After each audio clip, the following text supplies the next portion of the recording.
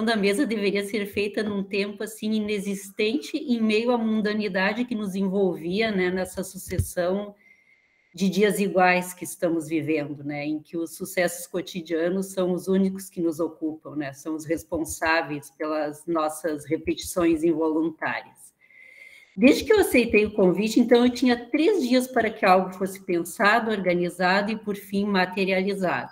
3 dias parece muito em algumas situações, porém, quando a inexperiência é uma realidade, este tempo parece infinitesimal. Então, eu escolhi um caminho. Convidei o Roger e a Cláudia para pensarmos juntos a apresentação. E aí, na segunda-feira, nós nos encontramos virtualmente. Nesse encontro, eu recolhi algo, né, que se infiltra aí pelas membranas do tempo e do espaço do apresentar e o transcende. Eu agradeço a ambos por terem aceito o convite, né, para esse encontro, pela oportunidade de escutá-los sobre suas interessantes experiências, né, e vivências. E se fazemos esse exercício, né, um exercício de escutar com uma sensibilidade aberta, com o coração aberto, aquilo que ouvimos, ressoa em nosso olhar, nos gestos que fazem falar nosso corpo, nas paixões que revolvem nossa alma. E é nesses momentos que as singularidades afloram e as relações são humanas. É reconfortante saber que nossos esforços encontram outros, do outro lado, inquietados com o que acontece na sala de aula de matemática, de uma escola ou de uma universidade, numa interação com o objeto de sua atenção, que pode estar contido em uma obra de arte, seja ela de arte, de matemática, de pensamento. Uma sala de aula pensada como ambiente em que as relações entre o ensinar, o aprender, o ler e o escrever se oferecem ao pensar, e onde os alunos entram para o estudo de uma matéria, para além do professor nessa interação. E na repetição da memória de um encontro, criam-se brechas de diálogos possíveis, onde algo da vida mundana sempre fica, algo que devemos saber recolher para possibilitar encontros amorosos e sensíveis. Brechas das quais não me desviei, antes busquei explorá-las de acordo com essa tradução, que envolve o colorido dos encontros com os signos idade, né? E que tem nesta escrita um exercício de sua expressão, mesmo tropeçando em meus pensamentos e em minhas palavras, inclusive nas repetidas ao exaustão. E no confinamento dessa apresentação, ainda há a responsabilidade de uma tarefa. E mesmo pelas coisas mais terrenas, como a organização da mesa e a estruturação desse encontro, a tarefa que coube a mim realizar não se distancia da mundanidade da poesia, quando aceitei o convite de aventurar-me na escrita dessa apresentação. Então, agora eu convido o Roger e a Cláudia à própria apresentação. Após as 2 apresentações, nós teremos um momento de diálogo com os participantes, com perguntas e comentários, que poderão ser feitos verbalmente ou pelo chat. E obrigada a todos que estão aqui nos ouvindo. Então, agora eu passo para o Roger e para a Cláudia. Não sei quem de vocês dois aí começa. Muito obrigado, Lisete. Nós já havíamos conversado, Cláudia e eu, né?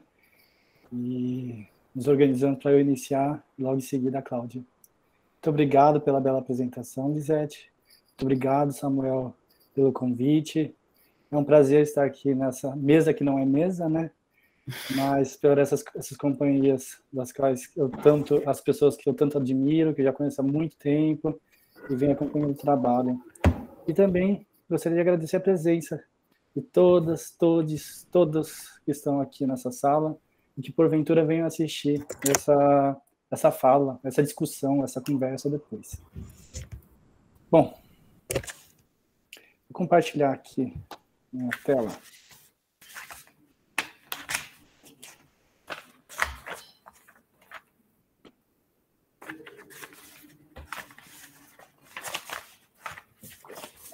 Bom, eu preparei uma pequena apresentação aqui para suscitar um pouco a discussão. Essa apresentação eu chamei de políticas de escrita na pesquisa e educação matemática. Né? Eu gosto de falar um pouco de onde eu venho, né? Para também possibilitar o contato posterior. Né? Eu tenho trabalhado junto com o coletivo Cronópios, com o Grupo Imago, no programa de pós-graduação em Educação Matemática de Rio Claro. Né? Bom, essa mesa, ela tem um título, né? Ela tem um tema, não um título, mas um tema. Educação em Matemática e Arte e Escrita. Fui brincar um pouquinho com esse tema, eu reescrevi ele num primeiro momento, 3 pontos, educação em matemática e arte e escrita. 3 pontos.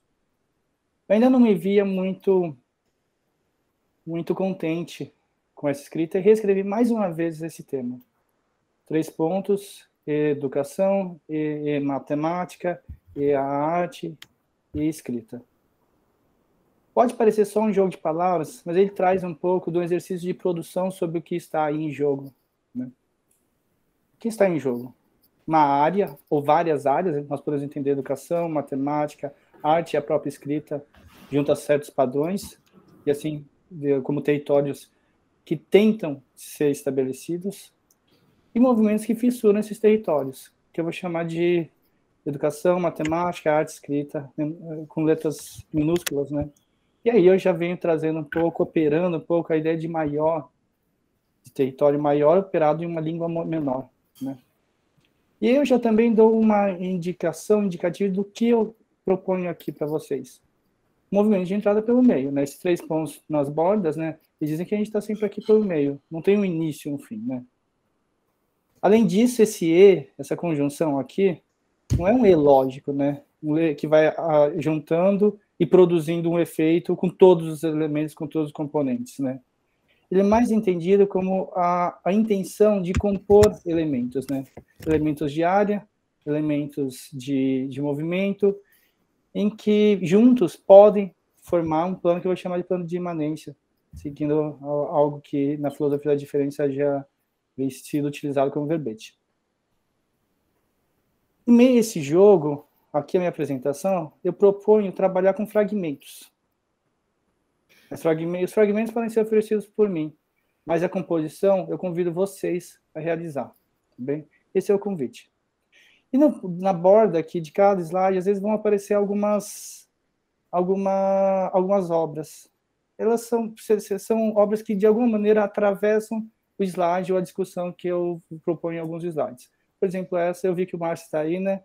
É um artigo meu com o Márcio, Genia Pesquisa em Educação Matemática do Zeppelin. Para quem tiver curiosidade, né? O primeiro fragmento é um trecho de um filme. Eu não vou falar qual é o filme e ele está editado. Depois, mais para frente, talvez fique mais claro porque eu editei. Para isso, eu vou precisar mudar o tipo de compartilhamento aqui.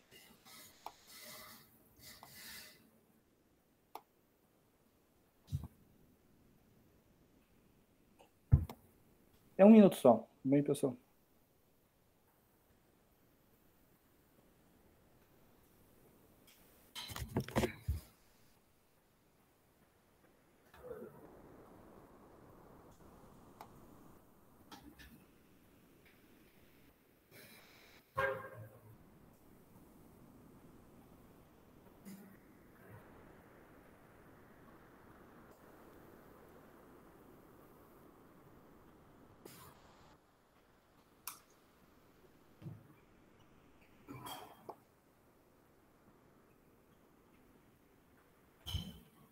Deu sim.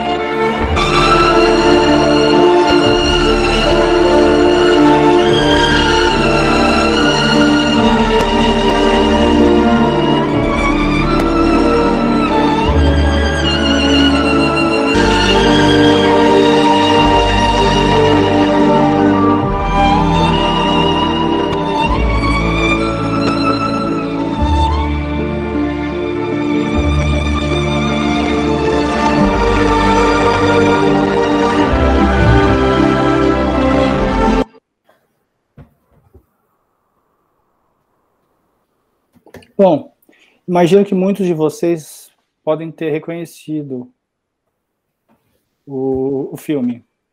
A mais importante, talvez, que reconhecer que filme é quais edições foram feitas no filme.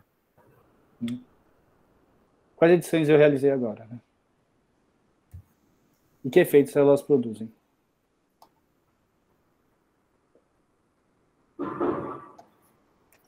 Com o fragmento 2, eu trago aqui uma obra do Magritte, que foi produzida entre 1928 e 1929. É um conjunto, né? É a traição das imagens. Talvez a imagem mais famosa desse conjunto é essa. Isto não é um cachimbo. Que, pelo menos a mim, me coloca a discutir a questão da representação, né? A representação é uma nova produção? A representação representa?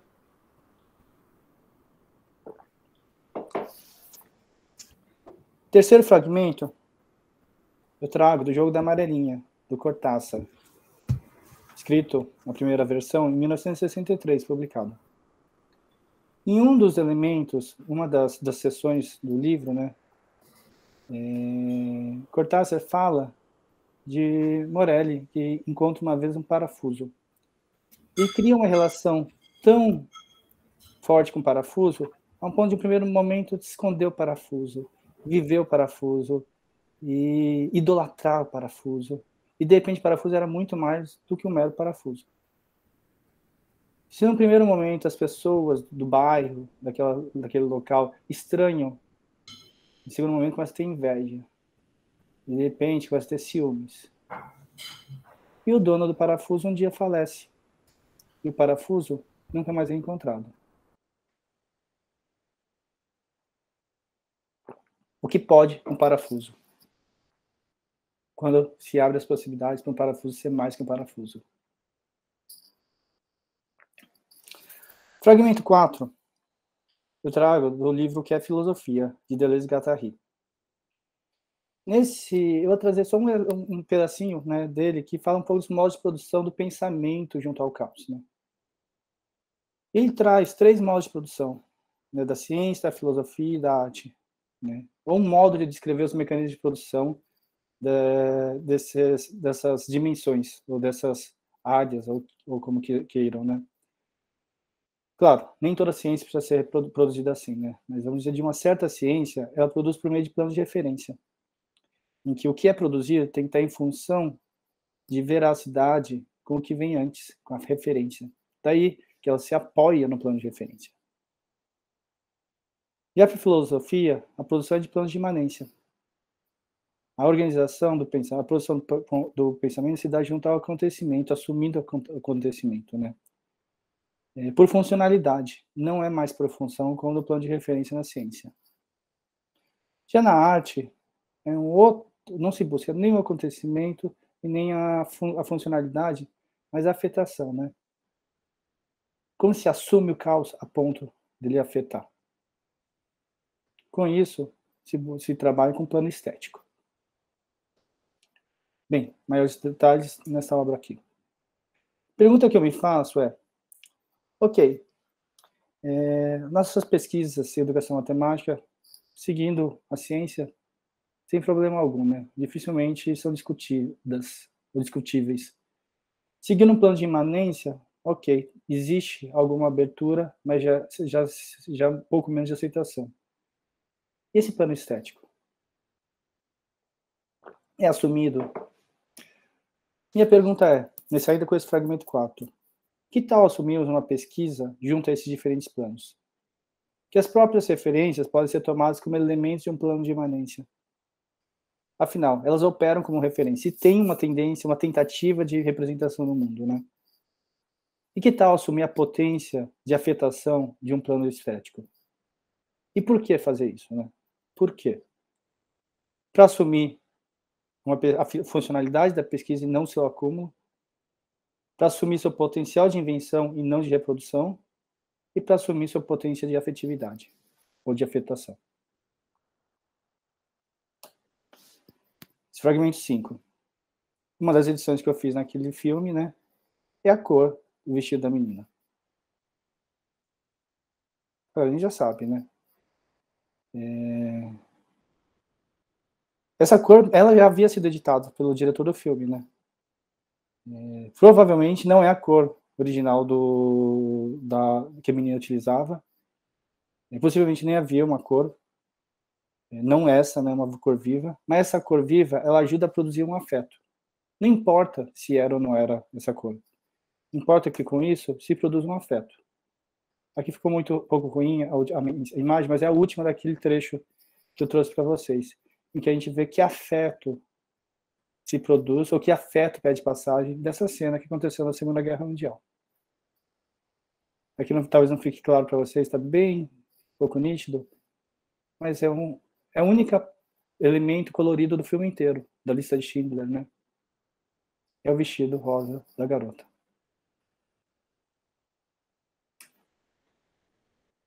Do que eu já estou falando? De um convite para um tipo de pesquisa, um modo de operar também com pesquisa. Diário, de áreas e de movimentos. Áreas acolhem. Movimentos ajudam a fissurar. Áreas ajudam a manter. Movimentos ajudam a inventar. Identidade tem sua presença no mundo, a sua funcionalidade no mundo. Mas o que é a identidade sem a diferença? E essa diferença tem alguma relação com a identidade? Se a gente não tomar a identidade como algo fixo, mas uma diferença que vai se repetindo e que a identidade seja uma ilusão, talvez elas não sejam algo tão disjuntas assim, mas modos ilusionários de ver o mundo. Eu estou falando de educação, e matemática, e arte, e escrita e pesquisa. Alguém pode me perguntar, e matemática? Eu falei para vocês, não é um E lógico. É um E em que nós adicionamos elementos ou assumimos elementos num plano de imanência. O que se torna importante desses efeitos dessa composição, só no jogo de operar com eles que se mostra. Não parto do pressuposto que a matemática tem que ser importante. Posso trazê-la, seja como minha formação, seja como minha intenção primeira, assim como a educação, assim como a escrita, como a pesquisa, como a arte. O que se urge, os afetos que ali se fazem presentes e pedem passagem, só na composição desses elementos. São efeitos sem a possibilidade de causas, até porque nós não sabemos se esses elementos são as únicas causas que causam aqueles efeitos, né? Por isso os 3 pontos. Ah, claro, não vamos esquecer, né, pessoal, que alguns efeitos, né, podem ser evitados.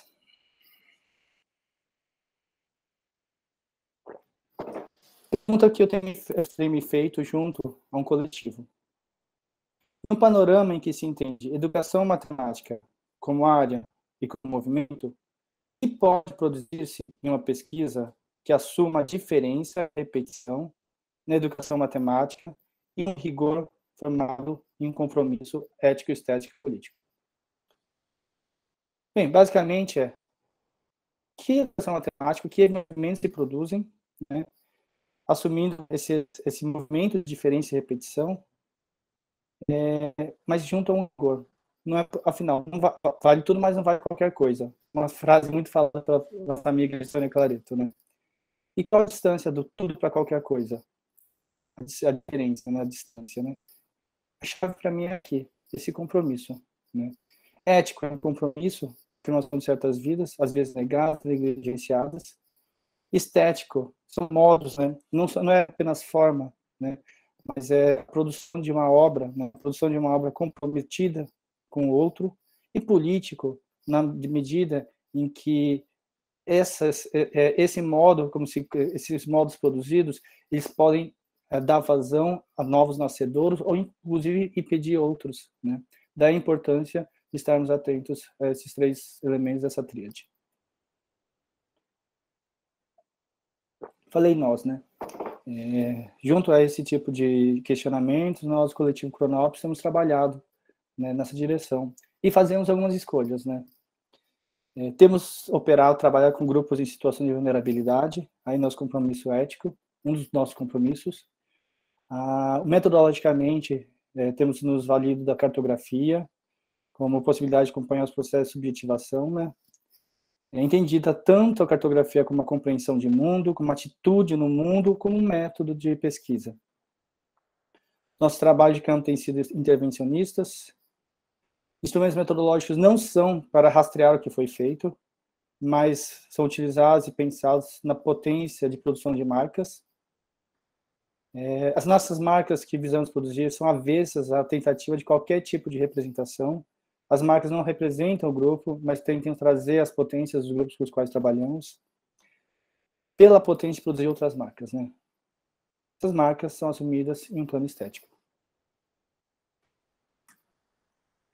Bem, são vários trabalhos. Eu não teria como trazer todos, mas para vocês terem uma ideia, eu trouxe um aqui. Eu vi que um deles, o autor está aqui na sala, então eu vou optar por ele, né? A Paola, que é, por exemplo, uma das minhas egressas sob minha orientação, ela trabalha com um grupo de professores, e a política estética dela quebrar um pouco a linearidade, a ideia de trabalhar com composições por caminhos que o próprio leitor pudesse fazer, ou seja, colocava o leitor junto ao jogo, né? A ideia é trabalhar com corpos que se formassem na escola, junto de professores com corpos cansados, a um ponto de produzirem outros corpos muito mais fortes que não coletivamente. E esse daqui, do Jorge, trabalhou com indígenas, né? A cosmovisão e modos de ver o mundo no ensino superior. Trabalhou com indígenas que vinham para a universidade, chegavam na universidade e não era uma universidade produzida para eles, né? Existiam alguns espaços, né? E uma das tentativas do Jorge, que está aqui na sala, foi trazer elementos que fizessem sentido para aquele grupo, de modo a trazer potências do grupo, intensidades do grupo, marcas do grupo junto ao trabalho, né? Ou seja, trazer esse grupo de alguma maneira para a academia. Por exemplo, elementos como a espiral, elementos como a tessitura, o tecido, são elementos muito fortes, as cores utilizadas, as questões imagéticas, enfim. As línguas, né? Muitos desses trabalhos, eles trazem possibilidades híbridas de língua, não necessariamente só uma justaposição de 2 ou 3 línguas, mas às vezes a produção de uma nova língua. Bom, as imagens, como vem, elas não são utilizadas para representar uma verdade, mas para produzir intensidades, produzir outras marcas. Por aí vai.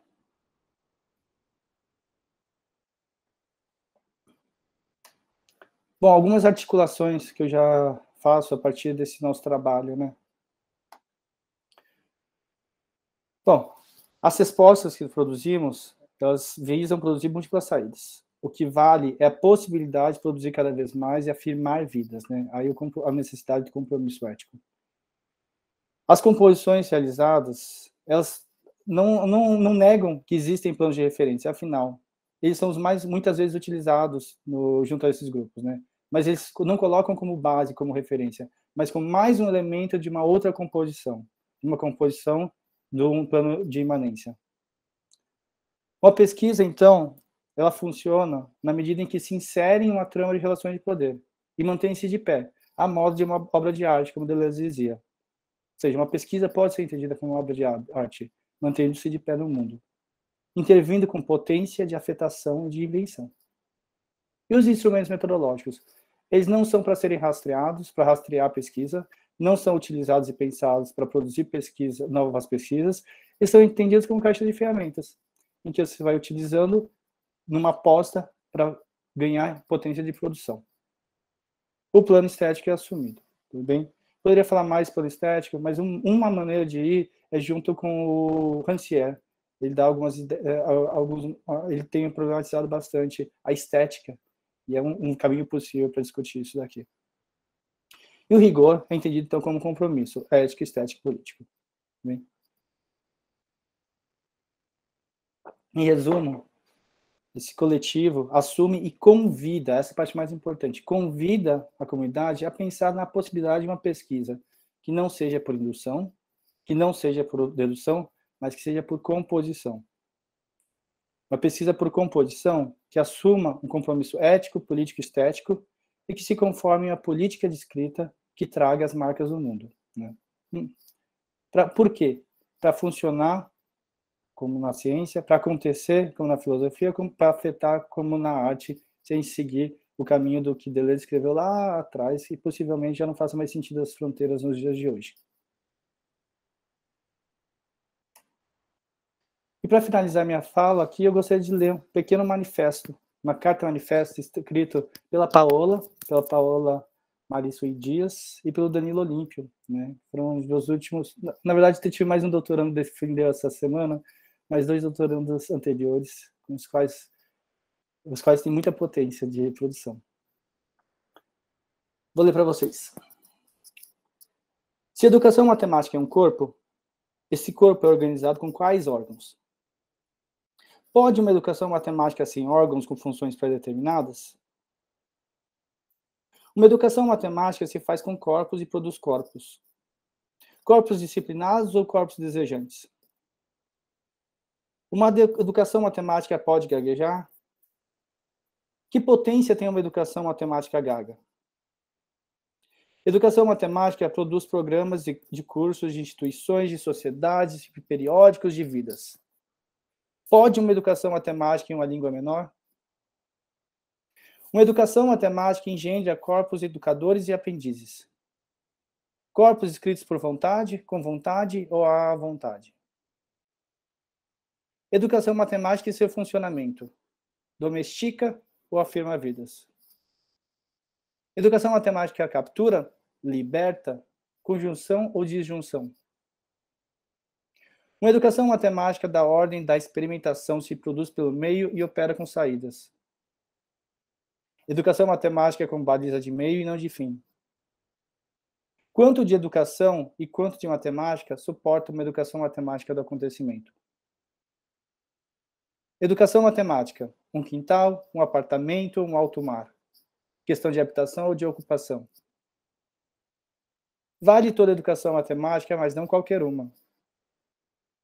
Uma educação matemática formadora ou preparadora de corpos, para confortar, incomodar ou deslocar.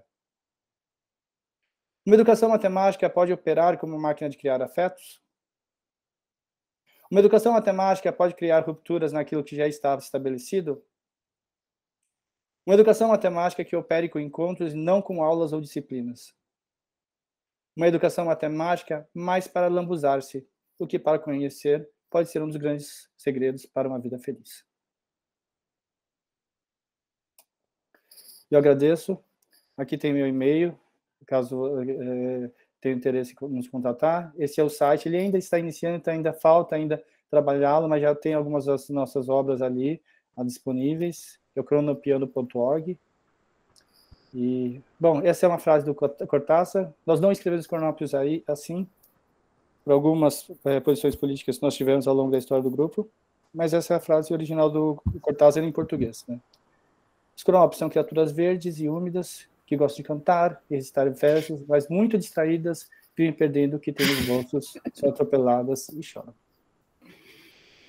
Eu agradeço. E aqui tem algumas dos operantes, eu não gosto de falar de referentes, das operantes que eu trouxe aqui para essa conversa. Bom, então, obrigada, Roger, parabéns pela apresentação tão bonita. Então, agora a Cláudia, né, dá seguimento.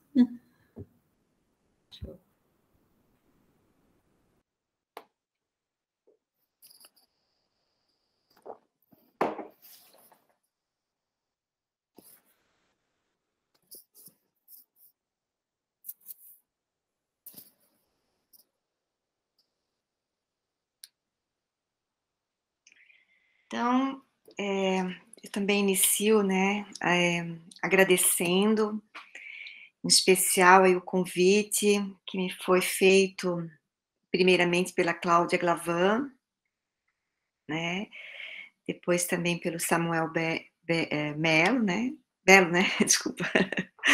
E está sendo, assim, uma honra para mim, muito gratificante estar aqui junto também com o Roger, com a Lisete, que também agradeço pela apresentação sedutora, né, as palavras que ela nos fez viajar, né?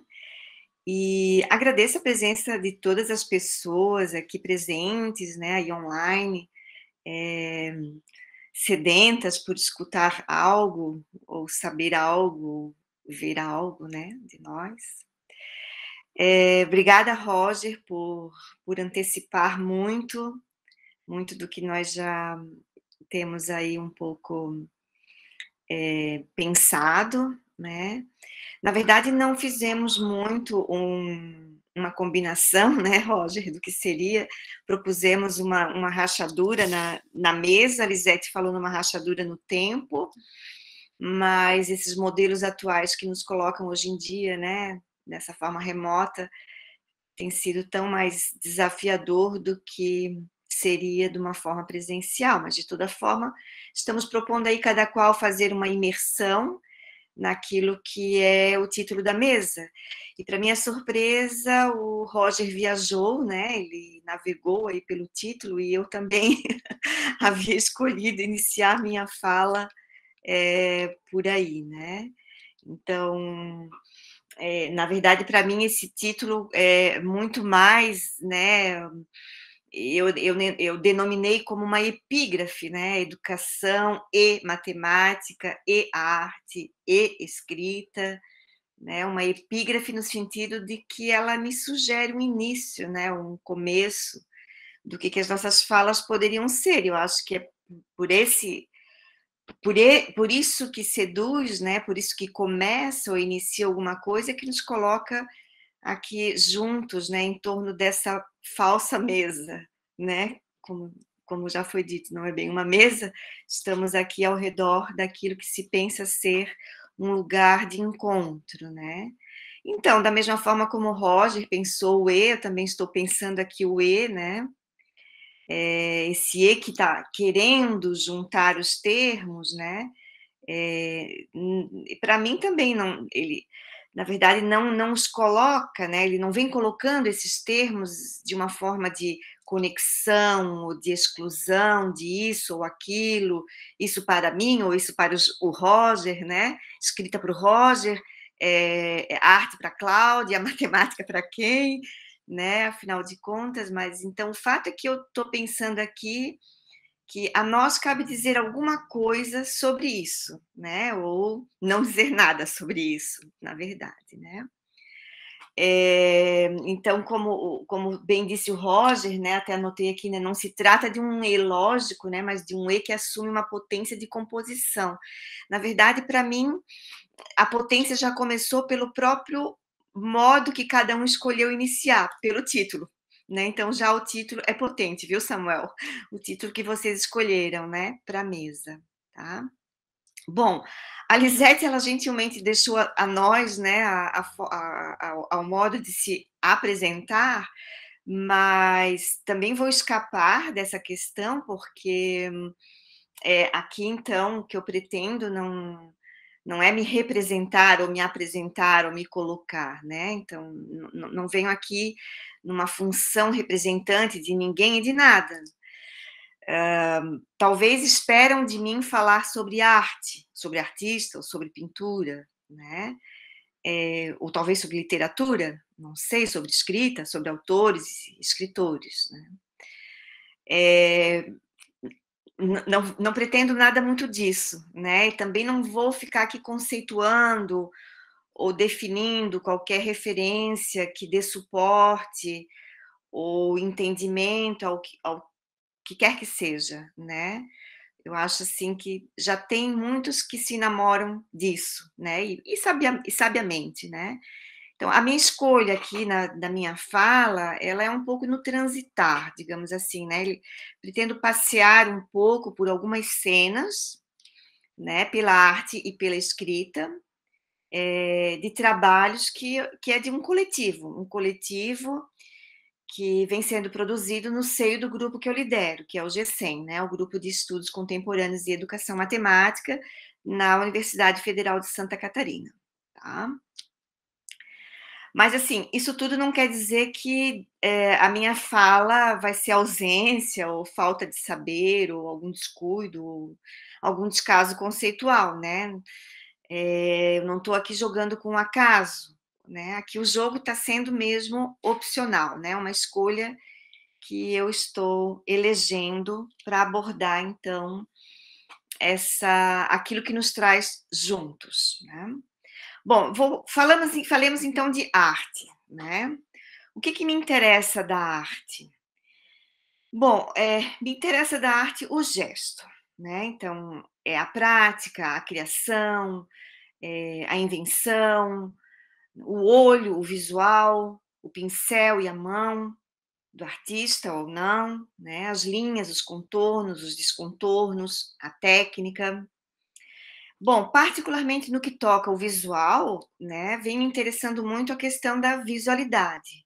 Isso porque tanto o olho, entendido como um olho, um órgão físico, né, do corpo, quanto o visual, né, o ato de, né, no meu entendimento daquilo que venho estudando, né, são fabricados, né, instruídos, inventados, forjados, digamos assim, em meio a relações de poder, né, inspiradas aí um pouco em Foucault, né? Então, meio a relações de poder, problemáticas sociais de determinadas épocas, culturalmente situadas, né? O modo como olhamos, seja ele então em perspectiva, ou racionalizado, abstrato, lógico, geométrico, semiotizado, seria nada mais que um efeito de verdade, né? Um modo de pensar e olhar o mundo, né? O mundo que antecipadamente ou de antemão, um mundo moderno que criamos e que inventamos. E nisso tudo, então, temos um processo de subjetivação visual. E aí, a brecha que me dá para problematizar esse modo e então exercitar o próprio pensamento. Bom, vamos pensar em uma pintura. Imagine uma pintura qualquer, né? Então, vamos pensar que se primeiro vem o traço, né? As linhas, os contornos, os descontornos, a perspectiva, o desenho, ou as formas dela, né? Ou disso ou nisso, né? Uma arte, então, e o que chamaríamos de matemática na arte, né? Ou o que procuramos ou identificamos ver de matemática na arte? Seria, então, com a arte, a possibilidade de identificar a matemática, ela que já, né, ela, a própria matemática, que poderia nos cegar a ver, né? Seria, assim, uma matemática que coloniza a arte, né? Seria o papel da arte ser aí colonizada pela matemática? Volto aí numa pintura, essa que vocês estão pensando, né? Enfim. E se fosse nessa pintura primeiro as tintas, né? Assim como alguns artistas dizem, recorto aqui um pedacinho do próprio do Renoir, né?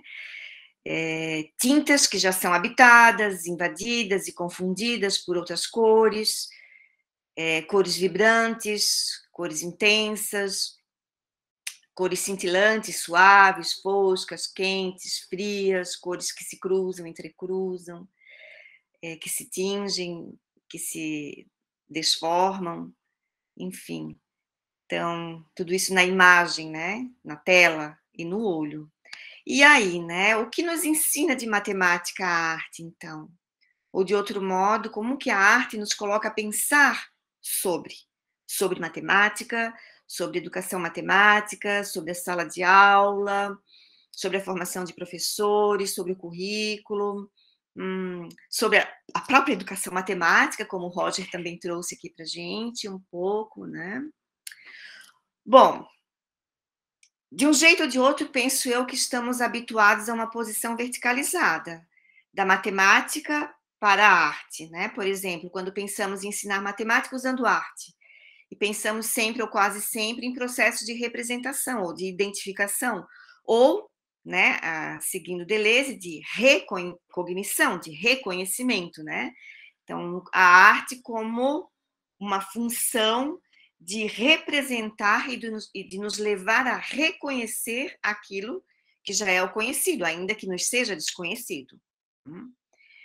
Mas se a gente sair um pouco dessa posição vertical e entrar numa posição tanto quanto talvez horizontal, não querendo aqui polarizar as coisas, mas apenas provocar, né?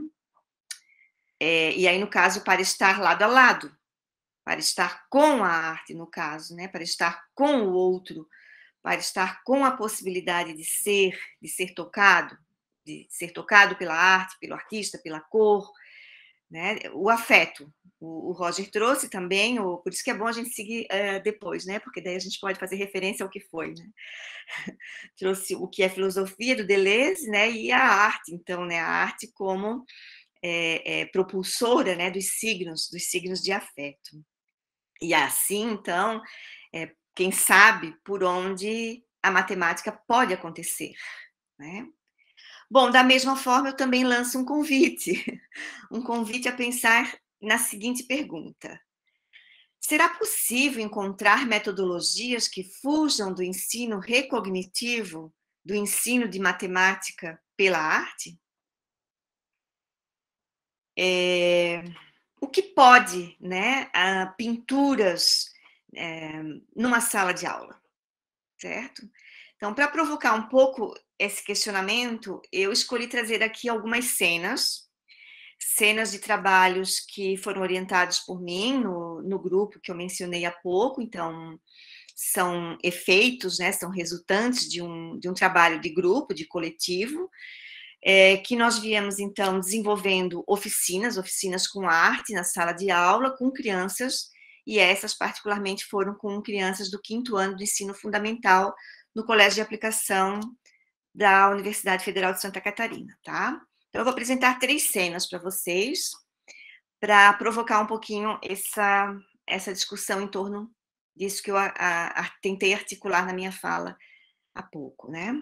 Então, a primeira pesquisa que eu vou trazer não, eu não fiz um slide, porque daqui a pouco eu vou passar os filmes, tá? Eu escolhi falar. Mas eu já vou passar os recortezinhos dos filmes, das cenas, para vocês. Então, o primeiro que eu escolhi quando eu me encontrei com o príncipe Bruno, num planeta de crianças. Ele diz assim: com o Pequeno Príncipe, o livro, né, do Pequeno Príncipe, tenho mais perto a sensação de que algo nele tem a ver com esta pesquisa, com o pesquisar.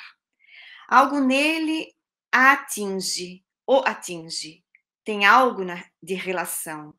Ainda não sei bem o que e como dizer, porém tenho algumas intuições com o livro. Ele dá alguma coisa a pensar e por isso sigo nesse empreendimento, experimento de uma composição, pesquisa pequena, para mostrar palavras. Então a história poderá se abrindo ao tempo dela, da pesquisa. Tá? Então essa é a primeira cena. Eu vou tentar compartilhar, então, ela para vocês. Vamos lá, tentando que o Roger ensinou para nós, né, Roger? Uma guia, né, Roger? Espera aí.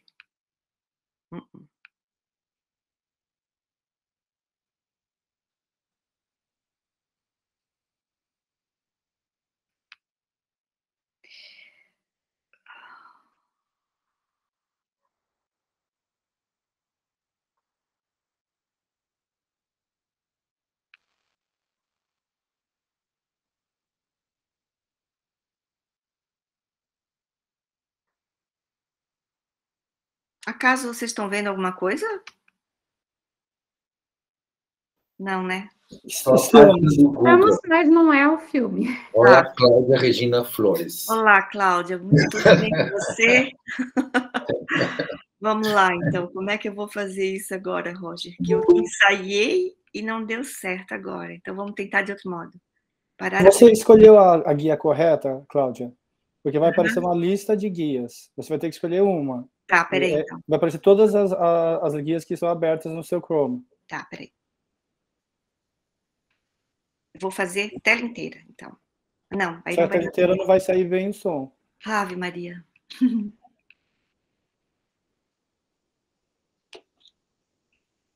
Olha, e eu treinei isso com a Mônica, que está aqui presente agora. Agora eu não estou conseguindo fazer, gente. Socorro, me ajudem. Uma janela não vai dar, né? Ah, eu tinha feito uma janela, Roger. Agora eu lembrei. Tá? Peraí.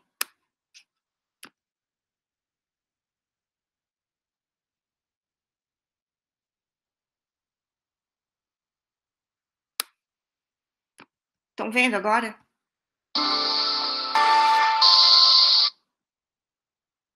Vocês estão vendo, gente? Estamos sim. Tá. E ouvindo? Também. Tá. Qualquer coisa vocês me avisam.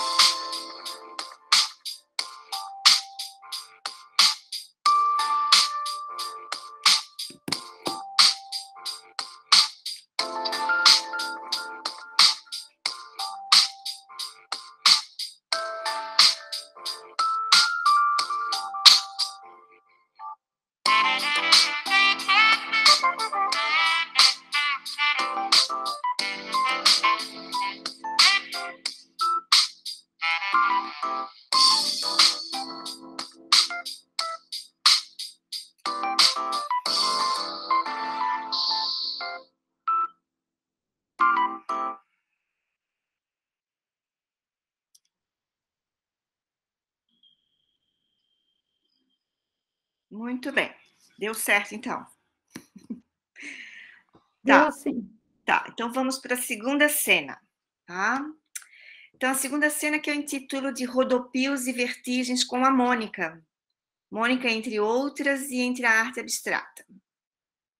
Então a Mônica diz assim: certa vez voei com uma pesquisa labiríntica, uma composição que experimentou pensar um modo de educação matemática no entre da matemática, com crianças em meio a oficinas de matemática e arte, e arte abstrata geométrica, e imagens, e experiência, e pensamento, e visualidade, e. Nessa experimentação, me senti atraída pelas passagens, pelas afetações dos encontros, criei conexões, transformei os retalhos rasgados da tela do cinema em potência para pensar. Fui atravessada por matemáticas de experiências que vibraram nas abstrações do pensamento, e no pensamento abstrato, na matemática da arte, na educação, e no próprio mundo que se compõe com visualidades, com modos de olhar, pensar e falar. Agenciei sem sentidos, um entre tantos sem sentido, um sentido singular. Então, eu vou tentar compartilhar essa cena da Mônica. Eu fiz uma janela. Aparece para vocês? Era uma... Não, não é essa. Peraí, gente.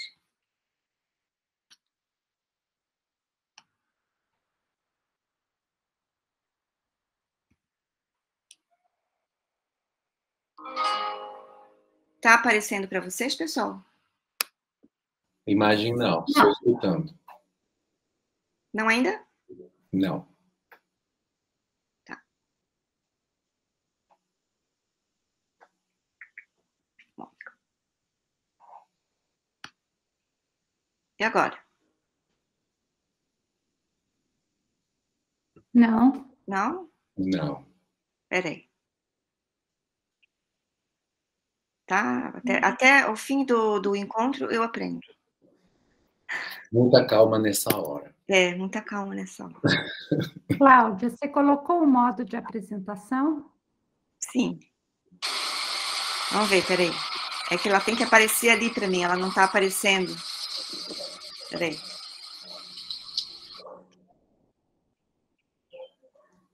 E... como é que eu fiz aquela hora, gente? Mônica.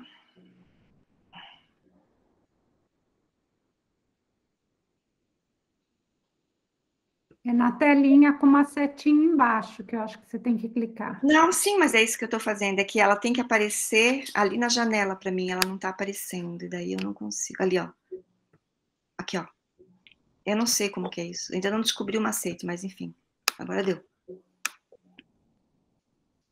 Deu para vocês? Tá vindo, tá vindo. Agora sim. Agora sim. Então deu.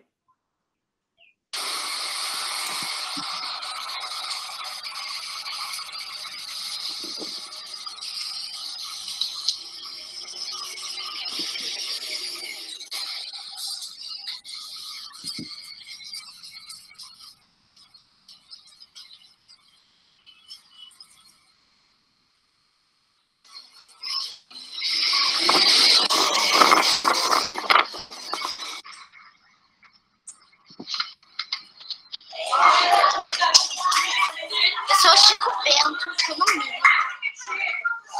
Cara, agora eu sou um anjo. Meu Deus, é muito legal. Agora eu estou aqui. E eu me sinto um cavalo. E aqui eu sou uma floresta.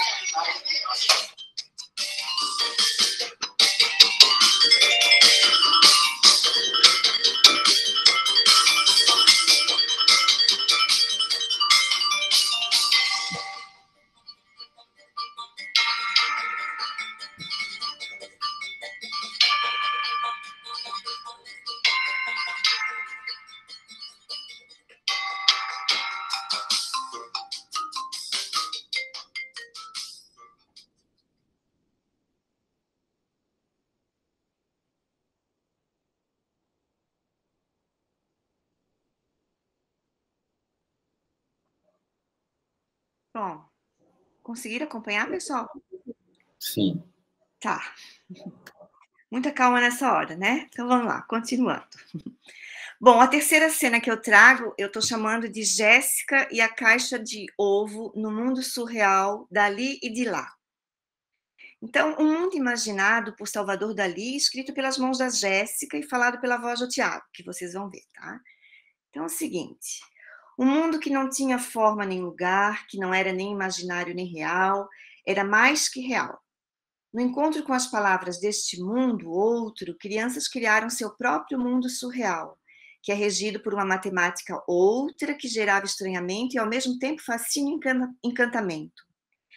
E aí que tudo pode acontecer, porque o real pode ter a ver com a proporção, o real pode ter a ver com a forma, pode ter a ver com a organização e o método, tem a ver com a razão, ou não, né? E aí que está o mergulho dentro de uma caixa de ovo.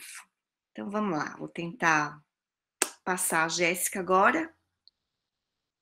Vamos compartilhar.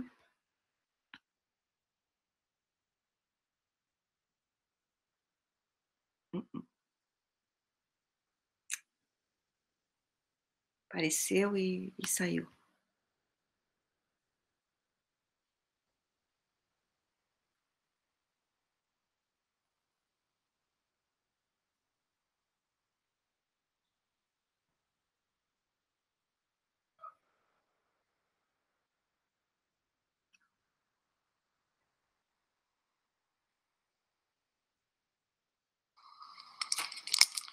Era uma vez Estão mundo vendo? que não era nem Estão vendo, pessoal? Só para me dizer. Sim, a gente está vendo e ouvindo. Tá. imaginário nem real. Era mais que real. Um mundo mental de infinitas possibilidades. Um mundo onde o real e o imaginado, o passado e o futuro, a frente e o atrás, o alto e o baixo, deixam de ser contrários ou diferentes e passam a ser uma coisa só. Um lugar onde os sonhos e a vida se encontram e distorcem o tempo, onde a mãe é céu, o pai é papel e o filho é nuvem. Um mundo onde o vazio é mais cheio que o infinito. Um mundo onde tigre pode voar, elefante tem perna de girafa e borboletas são as asas de um barco a velas. Era uma vez um mundo pintado à mão, com um pincel feito com pelo de bigode. Um mundo onde o tempo escorre pelas mãos, com um vidro mole que faz a volta atrás de uma casa. Um mundo com curvos e distorcidos cenários, onde lagosta é telefone, boca vira sofá e gente tem cabeça de ovo. O mundo que parece louco, mas é apenas um retrato quase apagado em que se pode ver perfeitamente nada. Era uma vez um lugar cheio de gavetas, e de gavetas que estavam cheias de sonhos, e de sonhos que estavam cheios de histórias para contar. Um mundo onde se enxerga o cheiro do sol e dá para escutar a cor dos passarinhos. Um mundo cheio de formigas que sabem voar e peixes que não sabem nadar. Um mundo onde cisne se olha no espelho e vê um elefante, e onde gente que se olha na água vira pedra. Um mundo onde as coisas ainda não têm nome e não há nada de novo debaixo do sol. Era uma vez um mundo onde as coisas são tão hipnotizantes e delirantes que quem entra nunca mais quer sair.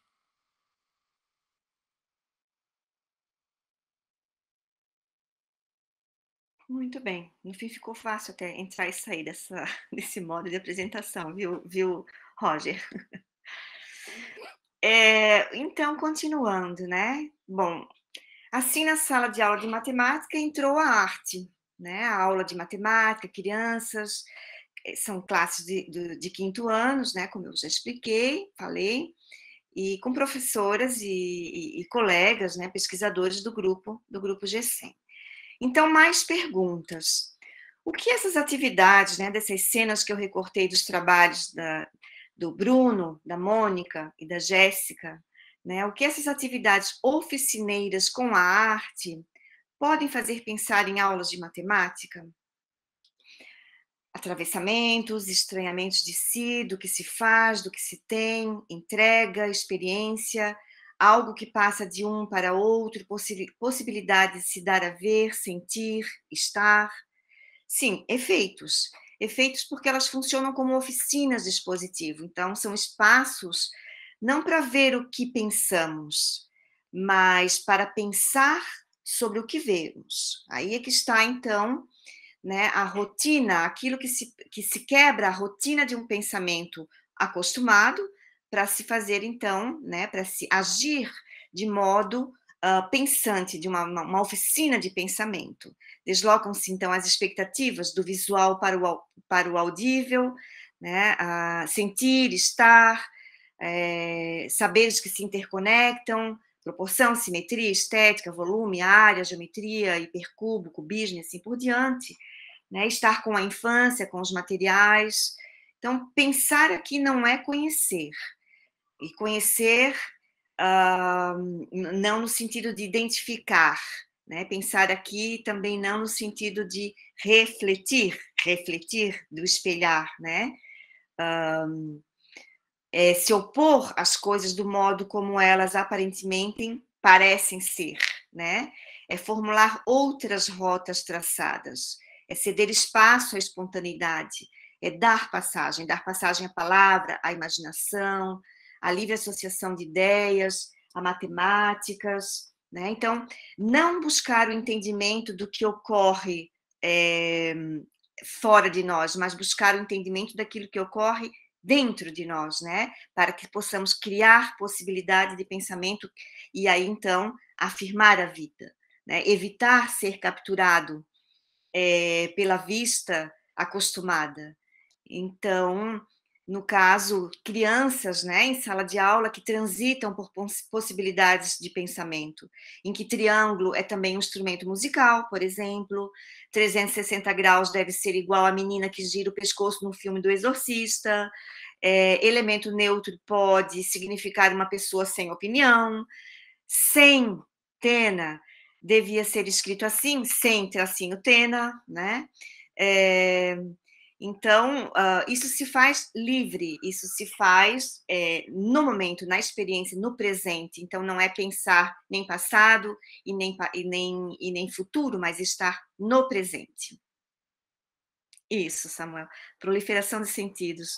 Então, sentir sabor de outra prática, né? Caminhar sem culpa com os estudantes, com os colegas, e aí, então, dar passagem a uma matemática que não coloniza a arte, ou vice-versa, mas uma matemática que se interconecta, né? que se expõe, e expõe a nós mesmos, né? Expõe ao nosso corpo.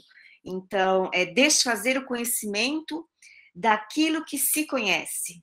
Então, é não ser o rei, né? Mas ser aquele que busca, mas busca no sentido de não encontrar aquilo que está já dado, mas aquilo que pode ser encontrado.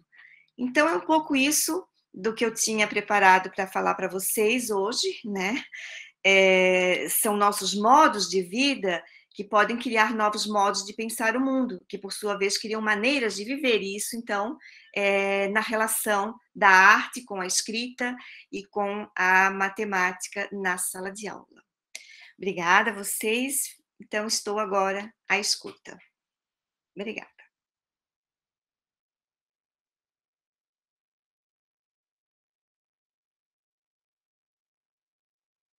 Teu microfone está desligado, Lisa. Ah, tá. Tá bom, já liguei. Obrigada, Samuel. Para aí que agora eu estou fazendo umas barberagens aqui virtuais. Ai, tá me chamando de barbeira, Lisete. Também.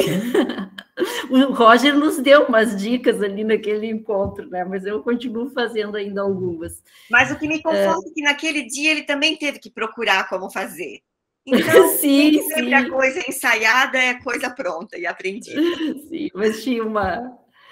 Bom, e então agora eu acho que a gente abre para participação, para comentários, né? E como nós falamos no início, eu acho que esses comentários eles podem ser verbais ou via chat. Eu acho que seria mais interessante que fossem verbais, né? Aí as pessoas levantam a mão. Agora eu quero saber como é que eu controlo a mão, como é que eu sei quem é que está levantando a mão aí pelo chat. Oi, ali, Alexandrina. Onde tem as carinhas, se você clicar ali, tá vendo? Não tem as cabecinhas? Sim. Lá em cima aparece a ordem de quem levantou a mão. Ah, muito obrigada. Achei. Então... Pois é, Patrícia Silva.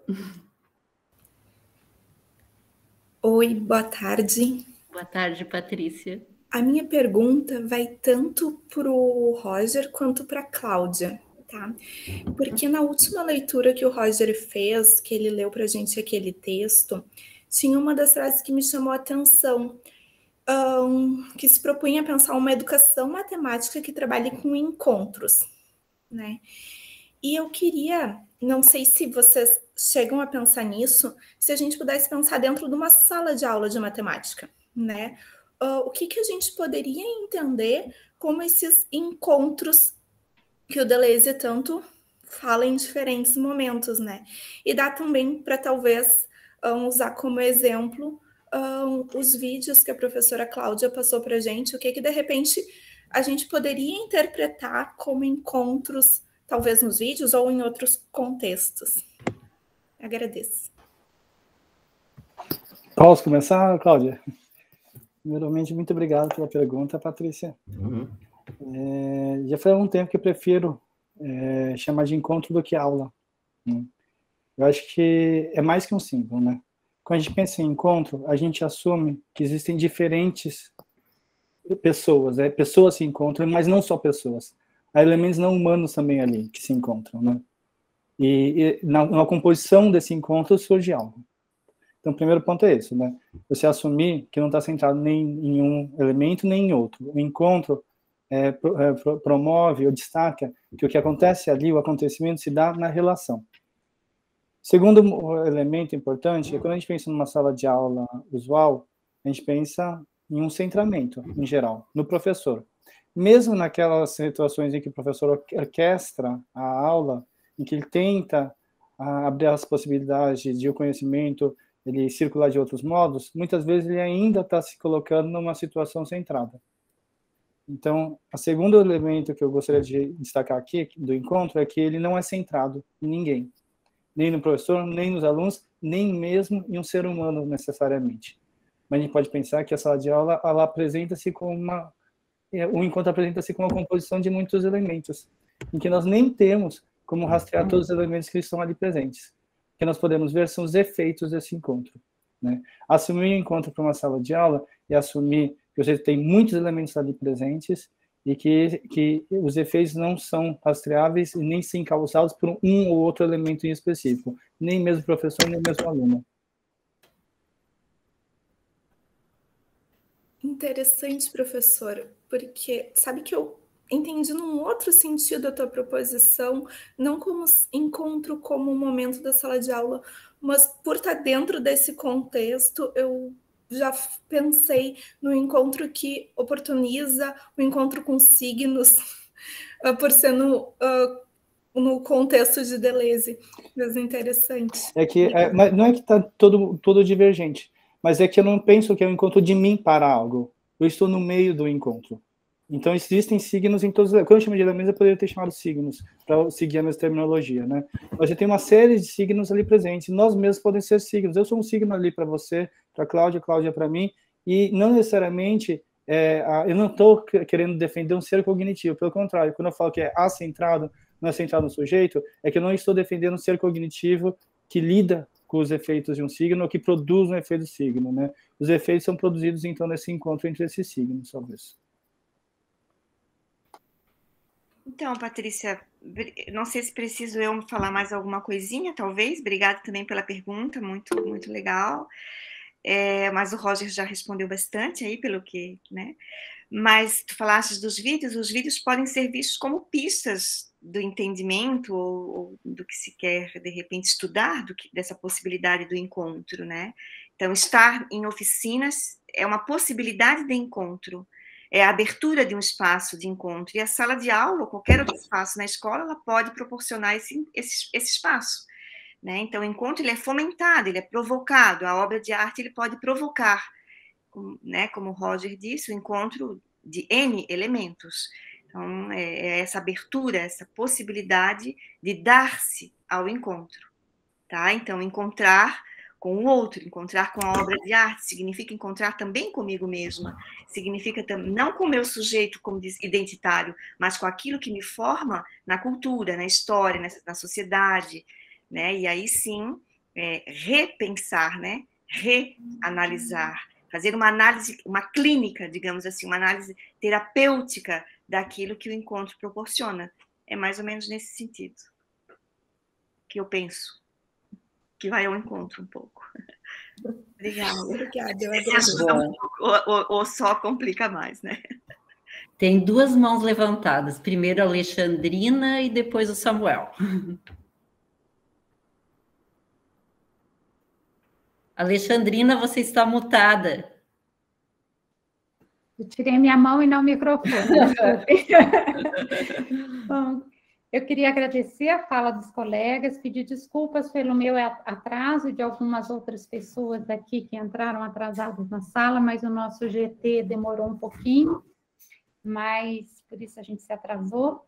Mas queria agradecer tanto ao Roger quanto a Cláudia pela palestra, a Lisete também, apesar de eu ter perdido o início da sua fala, Lisete, me desculpe.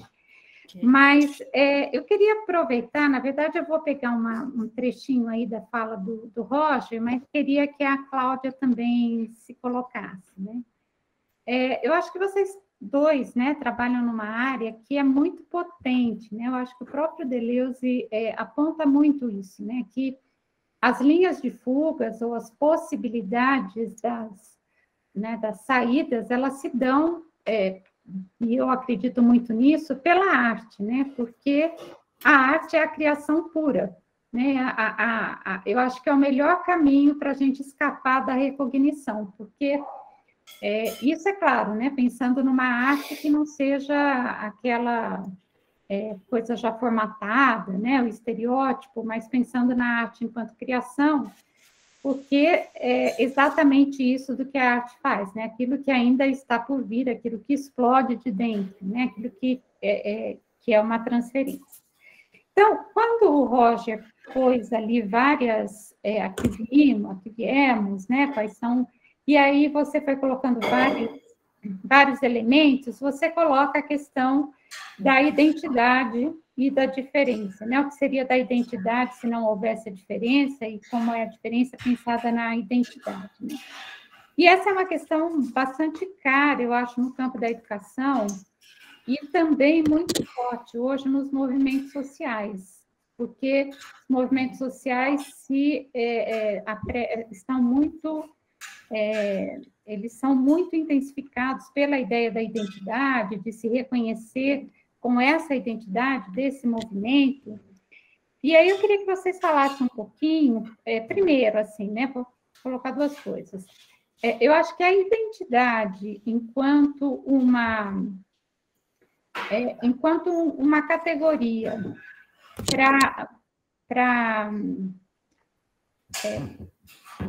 de briga política mesmo, né, enquanto uma categoria para aquilo que a gente tem que ser na rua, tem que brigar, para a militância, eu acho que ela é importante. Então, uma categoria para a militância, ela é fundamental.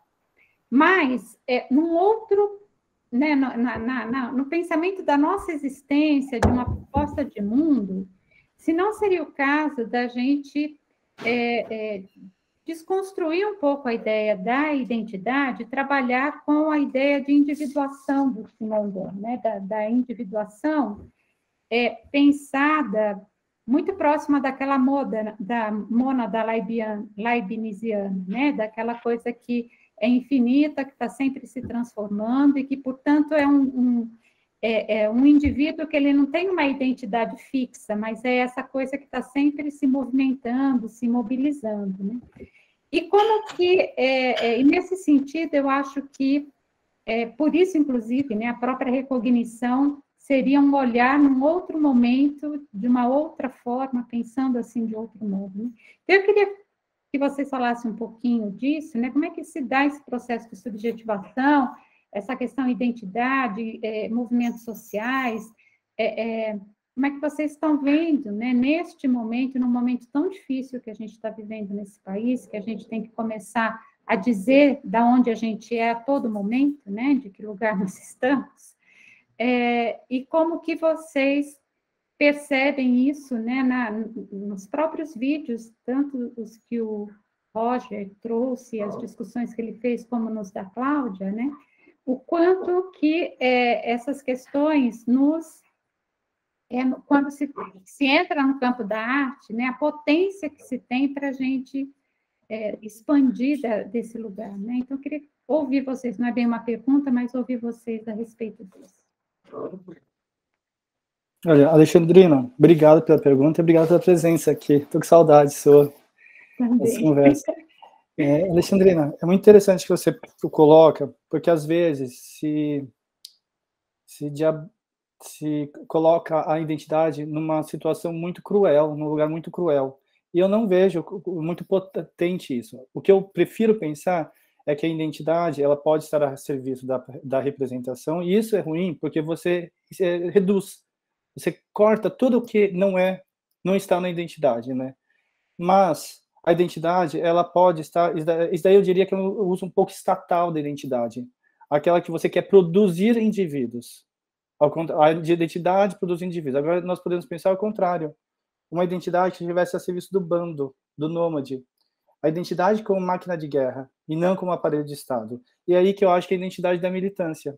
Não é a militância, ser do MST, por exemplo, não produz os camponeses do MST. Mas os camponeses do MST se valem de uma identidade do MST para afirmar suas vidas. E daí, para mim, é importante. Daí a importância da identidade. Primeiro ponto, tá? Então, eu não abomino a identidade. Segundo ponto, nós vivemos com mecanismos de recognição. Eu não vou abrir mão dos meus mecanismos de recognição. Só não quero mais que a diferença ela seja posta como coadjuvante. Ela é a atriz principal também. Porque se não houvesse mecanismos de recognição, eu não conseguiria dar um passo à frente, porque eu nunca saberia se haveria um chão ali na frente. Eu não poderia chamar de Alexandrina hoje e amanhã, porque sempre seria uma outra pessoa, porque você está sempre se diferenciando. Então, não abominam a recognição. O que eu digo é, há que se pensar que a identidade, primeiro, é uma identidade fixa e ilusória. Se a gente for pensar, e é essa identidade que se defende o Estado, sabe? É essa identidade que eu combato. É aquela identidade que tenta produzir a todo momento os sujeitos e não aquela identidade que está a serviço dos sujeitos. Tudo bem? Questão da arte. Como a arte pode ajudar nisso daí? O Rancière, ele fala de um paradoxo da arte que é muito interessante, que é o da autonomia e da dependência. Porque a arte, a gente pode ter um dos modos de entender a arte, é que a arte, ela não tem que ter um uso. Ela não precisa ter uma utilidade. E por isso pode ser arte. Ela não precisa ter uma utilidade. Mas precisa estar de pé. Ou seja, precisa fazer sentido. E daí vem o princípio da dependência. Dependência com a sociedade. O que é arte hoje talvez não seja arte daqui 500 anos. Ou daqui 1000 anos. Por quê? Porque não se mantém de pé. Por que não se mantém de pé? Porque já não produz sentidos. Então existe uma autonomia e a dependência, que é um paradoxo. Quando a gente pensa, por exemplo, na matemática, a gente poderia pensar, por exemplo, um teorema muito elegante, a demonstração de teorema. No momento que ele aparece, ele poderia ser entendido como uma obra de arte. O ponto é, o produto como obra de arte, ele só traz para si a ideia do produto que se manteve, mas não o processo da autonomia, né? Isso talvez, se a gente pudesse priorizar mais, a ideia do processo da obra de arte, como eu vejo muitos dos vídeos da Cláudia, o processo, mas não como produto da obra de arte, né? Eu vou dar um último exemplo, desculpa estar me alongando, que isso daí fala o Rancière traz o exemplo do, acho, Jackson Pollock. Jackson Pollock foi um pintor, né, estadunidense. Ele faleceu, acho que em décadas de 1950, e ele trabalhava para o gotejamento. Se você vê o processo dele de produção artística, você tem outra experiência estética. Se você olha o produto final, você só tem a produção de sentido, ou seja, qual o sentido aquilo faz para a sociedade? Ou seja, você perde a ideia da autonomia. Eu acho que um dos modos de a gente evitar que a gente caia em esquemas identitários do tipo Estado é pensar nessa produção da identidade, né? Que identidade a gente quer produzir? Assim como Pollock tinha um modo de produção da obra que se perde quando a gente olha só para o produto final. Ou seja, se perde quando a gente olha só para a identidade tal e qual. Obrigada, Rosa. Oi, Alexandrina. Então, tudo bem também? Faz tempo que a gente não se encontra, né? Prazer te rever. Obrigada pela pergunta provocativa. Talvez eu comece um pouquinho de trás para frente aí do que o Roger te coloca, né? Eu concordo com isso que foi colocado sobre a questão da identidade como uma potência, também como uma máquina de guerra, né? Necessária, principalmente na atualidade. Mas aqui nesse momento eu preferiria abordar esse tema, talvez pelo viés da arte mesmo, que começa aí pelo fim, por isso que eu estou dizendo, né? Então eu acho que talvez o pecado esteja residindo, né, naquilo que nós construímos em relação ao termo identidade, não é? Então, eu preferiria trabalhar com a ideia da desconstrução do próprio termo. Eu acho que a arte, ela vem nos dar essa possibilidade, né? Porque com a arte, nós podemos trabalhar com o sintoma disso, né? Enquanto vocês falaram, eu fui passando na cabeça, né, algumas frases. Então, por exemplo, né, Foucault ele vai dizer, né, o saber não está aí para ser entendido, para ser cortado. Um pouco que é a nossa mesa hoje, né, o do rachar, né? Então, eu preferiria pensar nisso, vamos rachar, né? Com a arte, a gente pode rachar esse entendimento. O que essa identidade nos coloca dentro de uma sala de aula, dentro de uma escola, ou dentro de outros lugares fora, né? Não escolares, etc. e tal, né? Como que isso nos aprisiona e não nos possibilita ver de outro modo? Então, como que a arte ela nos permite trabalhar com o sintoma disso tudo, e não necessariamente com aquilo que vai dar a cura. E aí onde o pecado, que eu acho que é o pecado mortal, é achar que a identidade vai dar conta, né, de resolver todos os problemas do mundo, da sala de aula, ou ainda que seja necessário pelas questões que tu colocaste, né? Então, eu acho que essas polaridades e as totalizações é onde a gente recorre nesse pecado. E eu pensaria mais, então, na obra de arte como essa possibilidade de romper com essa condição, né, de pensar esse termo como somente algo que vai nos aprisionar, mas sim como algo libertador, no sentido em que eu coloco isso na clínica, na análise. Eu coloco ao encontro, né? Eu coloco sobre a mesa, para ser também problematizado, né? Então, como que por uma obra de arte eu me identifico ou não, e por que sim ou não, né? Nem sempre uma obra de arte me leva a reconhecer elementos. Numas falas aqui também, me lembrei de um aluno que eu tenho, né, que ao trabalhar com obras de arte, vamos escolher obras de arte. Algumas ele descartou totalmente porque não havia nada para pensar sobre matemática, então não havia nada que identificava dentro da sua identidade de professor, né, que ele pudesse ensinar matemática. Então, como romper com isso, não é? Então, eu acho que é colocando à mesa e trazendo para análise. Seria mais nesse sentido que eu talvez responda a tua pergunta, tá, Alexandrina?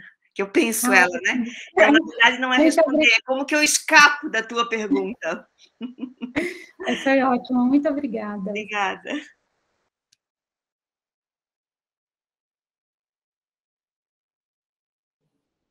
Acho que a Elisete está me dando a palavra, é isso? Que o microfone está desligado. Acho que sim. Desculpa, Samuel, é que eu desliguei porque tem uns barulhos paralelos aqui. Desculpem, pessoal, de novo. Agradecer as duas brilhantes apresentações, né, dos colegas, professor Roger e professora Cláudia.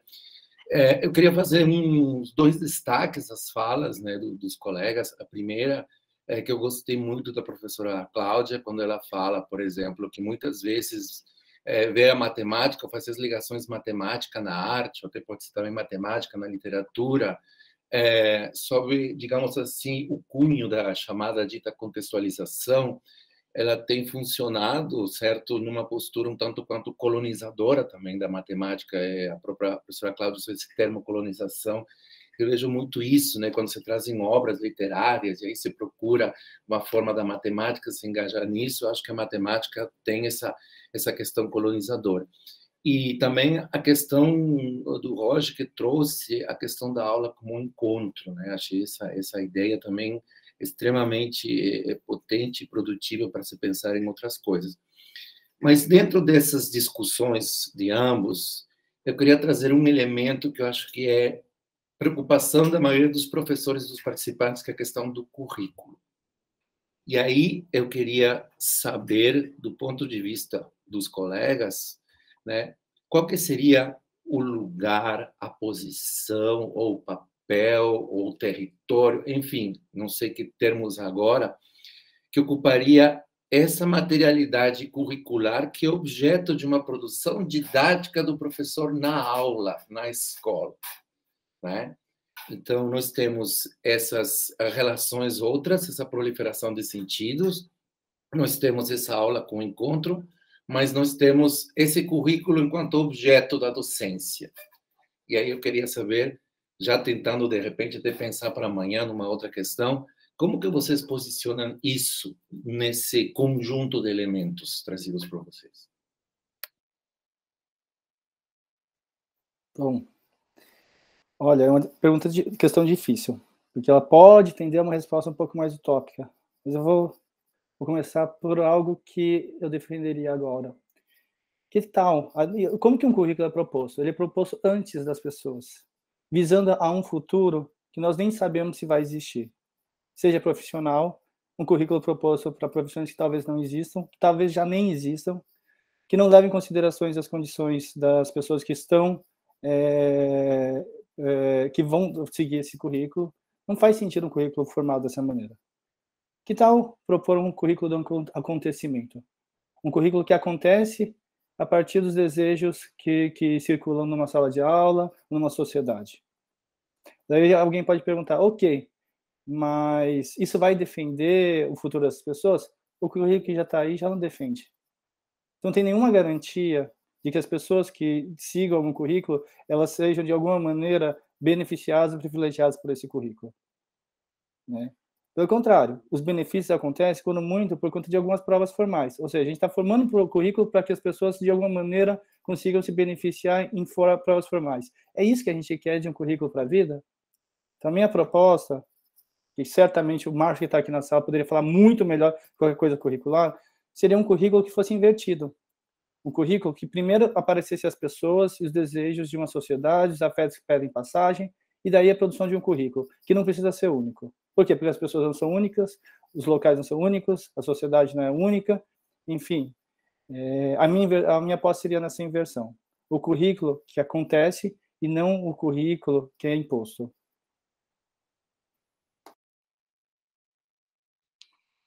Bom, quer me ouvir também, Samuel? Eu já pensaria, viu, Roger, para escapar do utópico, porque, né, tudo que nós temos em relação à escola, à formação, ao ensino, à educação matemática, né, está no âmbito da utopia mesmo. Então, se eu entrar no outro lado do que eu acho que talvez pudesse ser, eu vou também cair numa outra utopia. Eu preferiria pensar, sabe, Samuel, naquilo que nós temos. Nós temos um currículo, certo? Então, como eu racho esse currículo? Como eu posso, né, provocar fissuras nesse currículo? Sabe, tu mesmo falastes, né? O currículo está posto, mas a gente sabe que na sala de aula, na prática, coisas acontecem, né, Roger? Por isso, uma proposição, um pensamento, talvez um currículo, né, pelo acontecimento. Então, eu preferiria trabalhar com aquilo que nós temos e propor essa ideia sempre do rachar, né, do problematizar, do pensar. E ele é a nossa arma de resistência, ou pode ser também uma máquina de guerra, mas é com ele que nós podemos resistir. Resistir ao quê? Sabe? Não vou fazer isso. Não, vou fazer sim, mas vou fazer de outro modo, porque há outras forças que perpassam o currículo. Então, eu pensaria mais ou menos por aí, mas também não sou estudiosa e nem ouso pensar uma proposta, mas ousaria convidar a rachar o currículo, nesse sentido, né, de problematizar, de pensar com ele propostas outras de trabalhar na sala de aula. Posso falar uma coisinha junto a você? Talvez pensar o que eu chamo de currículo do acontecimento tem a ver com esse currículo, com máquina de guerra, né? Um currículo que afirme vidas. Um currículo que ele não é feito espontaneamente do nada. Não acredito nessa interrupção, mas por diferenciação. Ou seja, é como se pegássemos o que há e torcêssemos para fazer aquilo que afirme. Um currículo que afirme. Mas concordo com você. A ideia não é, tipo, apagar, sumir. Mas assumir que esse currículo está aí, se há um currículo, é para ser profanado, não para ser sagrado. Isso, sacralizado. Isso é a profanação, é bem isso mesmo, uma profanação do currículo. Bom, então agora tem a Verônica Mittmann. Então, boa tarde. Boa tarde, Verônica. Gostei bastante das apresentações e fiquei pensando. Os professores falaram, né, que não seria encontro com identidades nem subjetividades, né? Daí eu fiquei pensando se o encontro não seria com as esseidades, né? Que para mim eu entendo a esseidade como uma composição, né, de diferentes elementos, tanto o corpo da gente, né? Que a gente se compõe de bactérias, de fungos, desses elementos sociais, físicos, né, químicos. Então, essa idade, esse algo que nós somos, que tem dimensões, movimentos, repousos, calor, frio. Então, eu penso que a diferença, ela é a gente mesmo, né? Porque é a diferença que nos constitui, né? E tentar entender, né? Então, esses afetos que atravessam esse corpo, e nem a gente, às vezes, consegue controlar tão bem, que é um corpo múltiplo, né? Então, acho que quanto mais a gente tenta aprender ele, mais ele se revolta, né? O corpo que tem, às vezes, vida própria, né?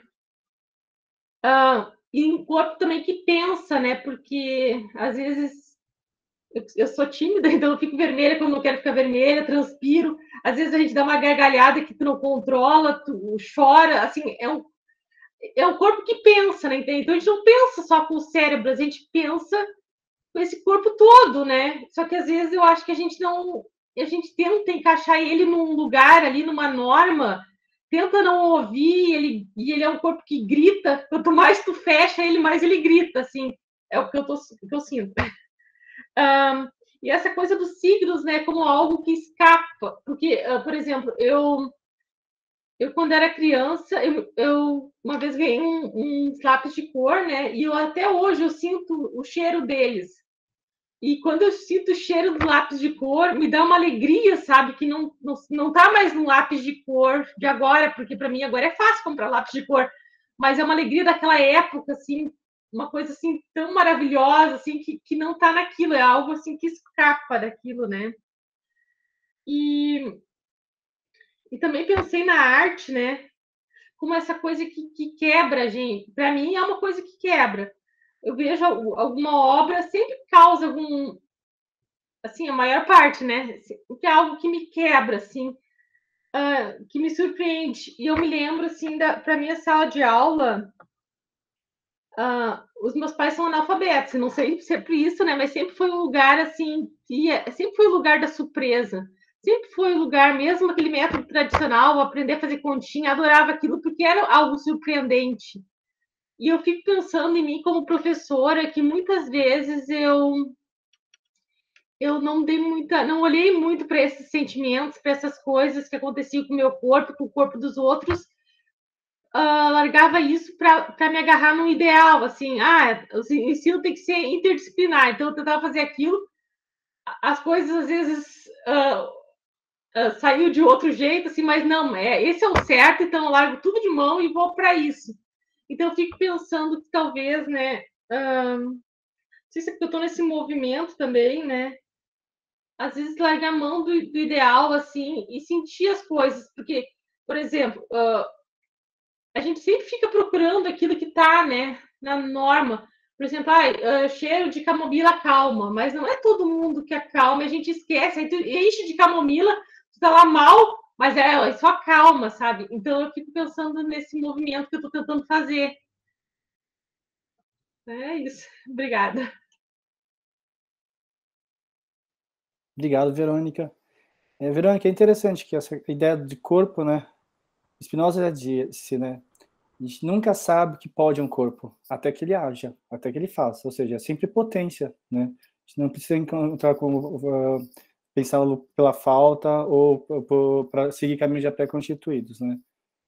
E ainda mais nesse tempo aqui, no momento que a gente está vivendo, em que a gente priorizou demais um modelo de mundo, compreensão de mundo centrado no ser cognitivo, o corpo é mais que isso, né? Então ele escapa.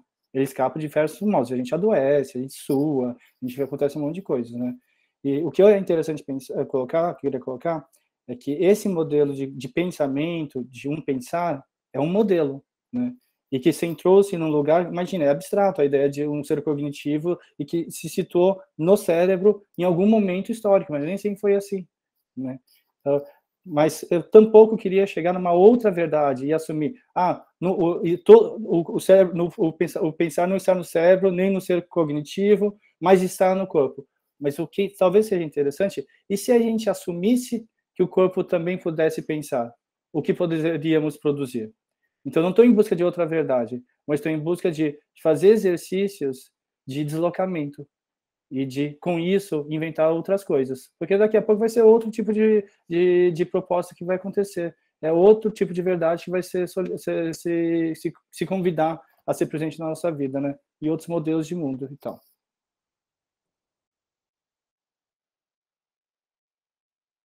Oi, Verônica, prazer te conhecer, foi bem bom te ouvir.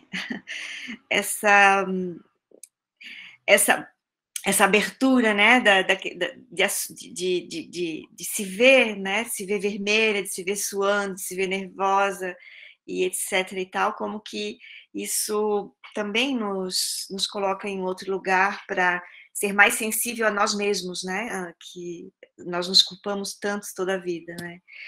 Então, eu também acho super bom essa possibilidade de falar do corpo, porque o saber do corpo, ele é, na verdade, um saber silenciado, não é? É um saber obscuro.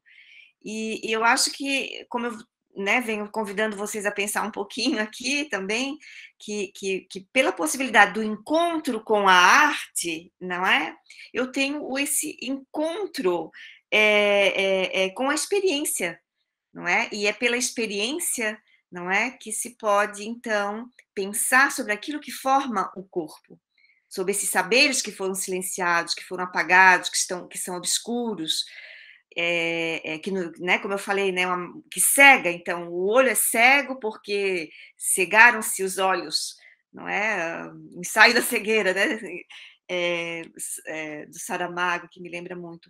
Então, eu acho que essa possibilidade da experimentação, né, que é uma experimentação estética, na verdade, pela arte ou com a arte, nos abre em corpo. Me lembro também aqui, quando tu estavas falando de uma oficina que também nós fizemos, foi um outro trabalho de um outro estudante que eu não mencionei aqui, não trouxe como cena, mas me veio a cena agora, que foi justamente a partir das gravuras do Kandinsky, que são aquelas imagens da Greta Paluca que dança, né, que ele simplesmente fez com traçados e tal.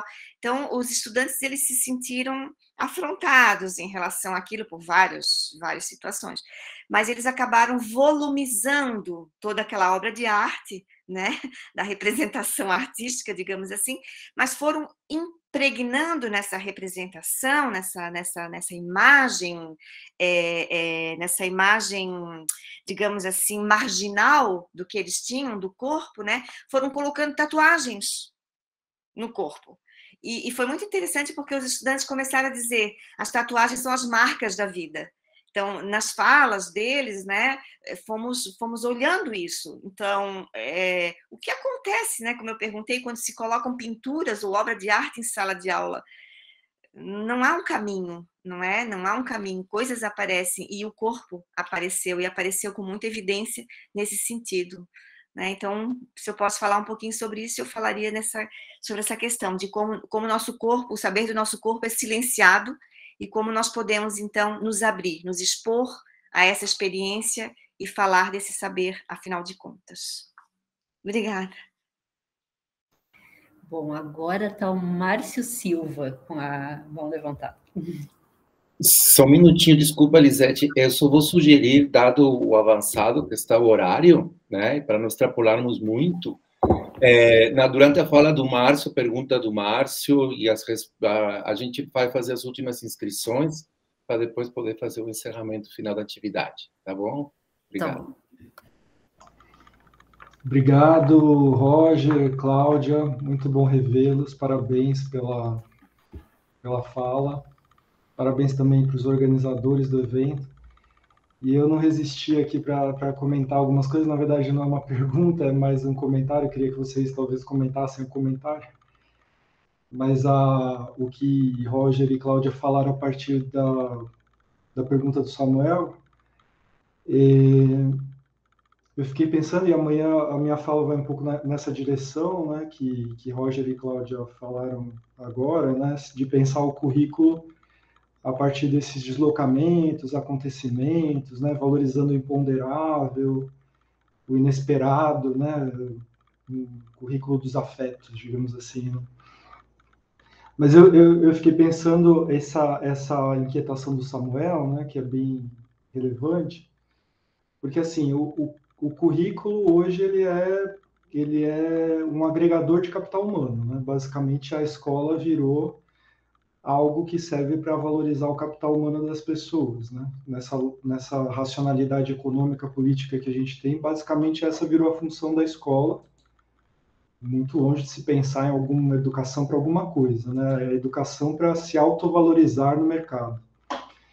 E a matemática já foi capturada, né, desde sempre, né, considerada uma das disciplinas mais valorizadas, mesmo em termos de capitalização do capital humano, né, de valorização e de agregar valor ao capital humano. Aí eu fiquei pensando um pouco assim, lógico que sempre é possível esses movimentos, né, de escapar, de deslocar, mas eu sinto que até esses movimentos são capturados, né, e então esse movimento tem que ser contínuo, porque porque senão você cai em outro modelo, né, que parece que se você se acomoda em outro modelo, ele já é capitalizado, né? Então, por exemplo, o que a Cláudia está mostrando, né, nesses vídeos, tal, as pesquisas que ela faz, que são movimentos de deslocamento, né, de escapes, eu fico pensando assim, né, Cláudia, que bom que são esses movimentos, né, porque daqui a pouco pode ser capturado também, né, daqui a pouco uma escola particular toma isso, por exemplo, como algo que vai agregar valor à formação dos seus estudantes e pronto, né, a arte é é monetizada, né? A arte é monetizada. Não sei se vocês viram recentemente essa notícia do metaverso, né? O metaverso é uma ideia de mundo monetizável, né? Então, assim, até a experiência com a arte, eles querem monetizar, criando experiências monetizáveis, né? Então, eu fico pensando assim, como fugir disso sem parar, né? Sempre criando o novo, e ao mesmo tempo talvez pensar que isso nunca vai mudar no campo macro, né? Essas ações são sempre microações, né? É sempre um movimento de mudança e de eterno deslocamento para fugir do que é sempre capturado, né? Enfim, é só um comentário para a gente pensar, porque eu fui provocado a pensar nisso a partir do que vocês falaram. Parabéns, obrigado pelos comentários. Então, Márcia, muito interessante o que você disse. Agradeço também a presença. Saudade de conversar com você também. Algo que eu acho que é um ponto interessante é que eu vou puxar um grupo de conceitos que Deleuze e Guattari já trazem, que é de territorialização, desterritorialização e reterritorialização. Para mim, essa ideia de capitalizar algo, ele é um tipo de territorialização feito por um certo Estado que está operando. Mas existem vários tipos de territorialização.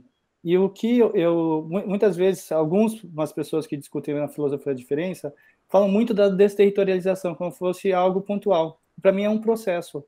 Não se desterritorializa se fica desterritorializado. Sempre existem exercícios de reterritorialização, de modo a formar outros territórios. Ou seja, territorialização, desterritorialização e reterritorialização é um exercício cíclico, que vai acontecer sempre. Ou seja, sempre vai existir mecanismos de captura, como sempre vão existir vão existir escapes. E o ponto nós podemos, porque para mim esse é um outro problema que poderia acontecer, é a gente pensar só na desterritorialização. A desterritorialização pela desterritorialização é loucura pura, é insanidade. É quando nada se mantém. Nada de nada, nunca. É necessário ter territorialização por uma característica mesmo humana nossa. Né? Então, para mim, eu não brigo contra a territorialização, mas sim contra a tentativa de manter-se o mesmo território. Isso é ruim. E daí a importância do que você diz, desses deslocamentos. Para mim, o Machado, eu agora vou falar como professor, mas é questão de experiência. Para mim, em sala de aula, o grande lance é problematizar para desterritorializar, esperando que haja esse movimento de reterritorialização logo em seguida. Né? Isso vai acontecer. Né? Não é um crime reterritorializar, né? Porque senão as coisas não ganham sentido. Né? O sentido acontece no processo de territorialização, não no sentido no desterritorialização. Desterritorialização é a quebra do sentido que dá a chance de produção de outros sentidos, quando a reterritorialização já acontece. Né? Então, eu não vejo como um crime isso. Mesmo a recognição, né? A recognição é uma tentativa de você dar sentido para aquilo que está com as pontas totalmente fissuradas. Né? Todos esses elementos são importantes.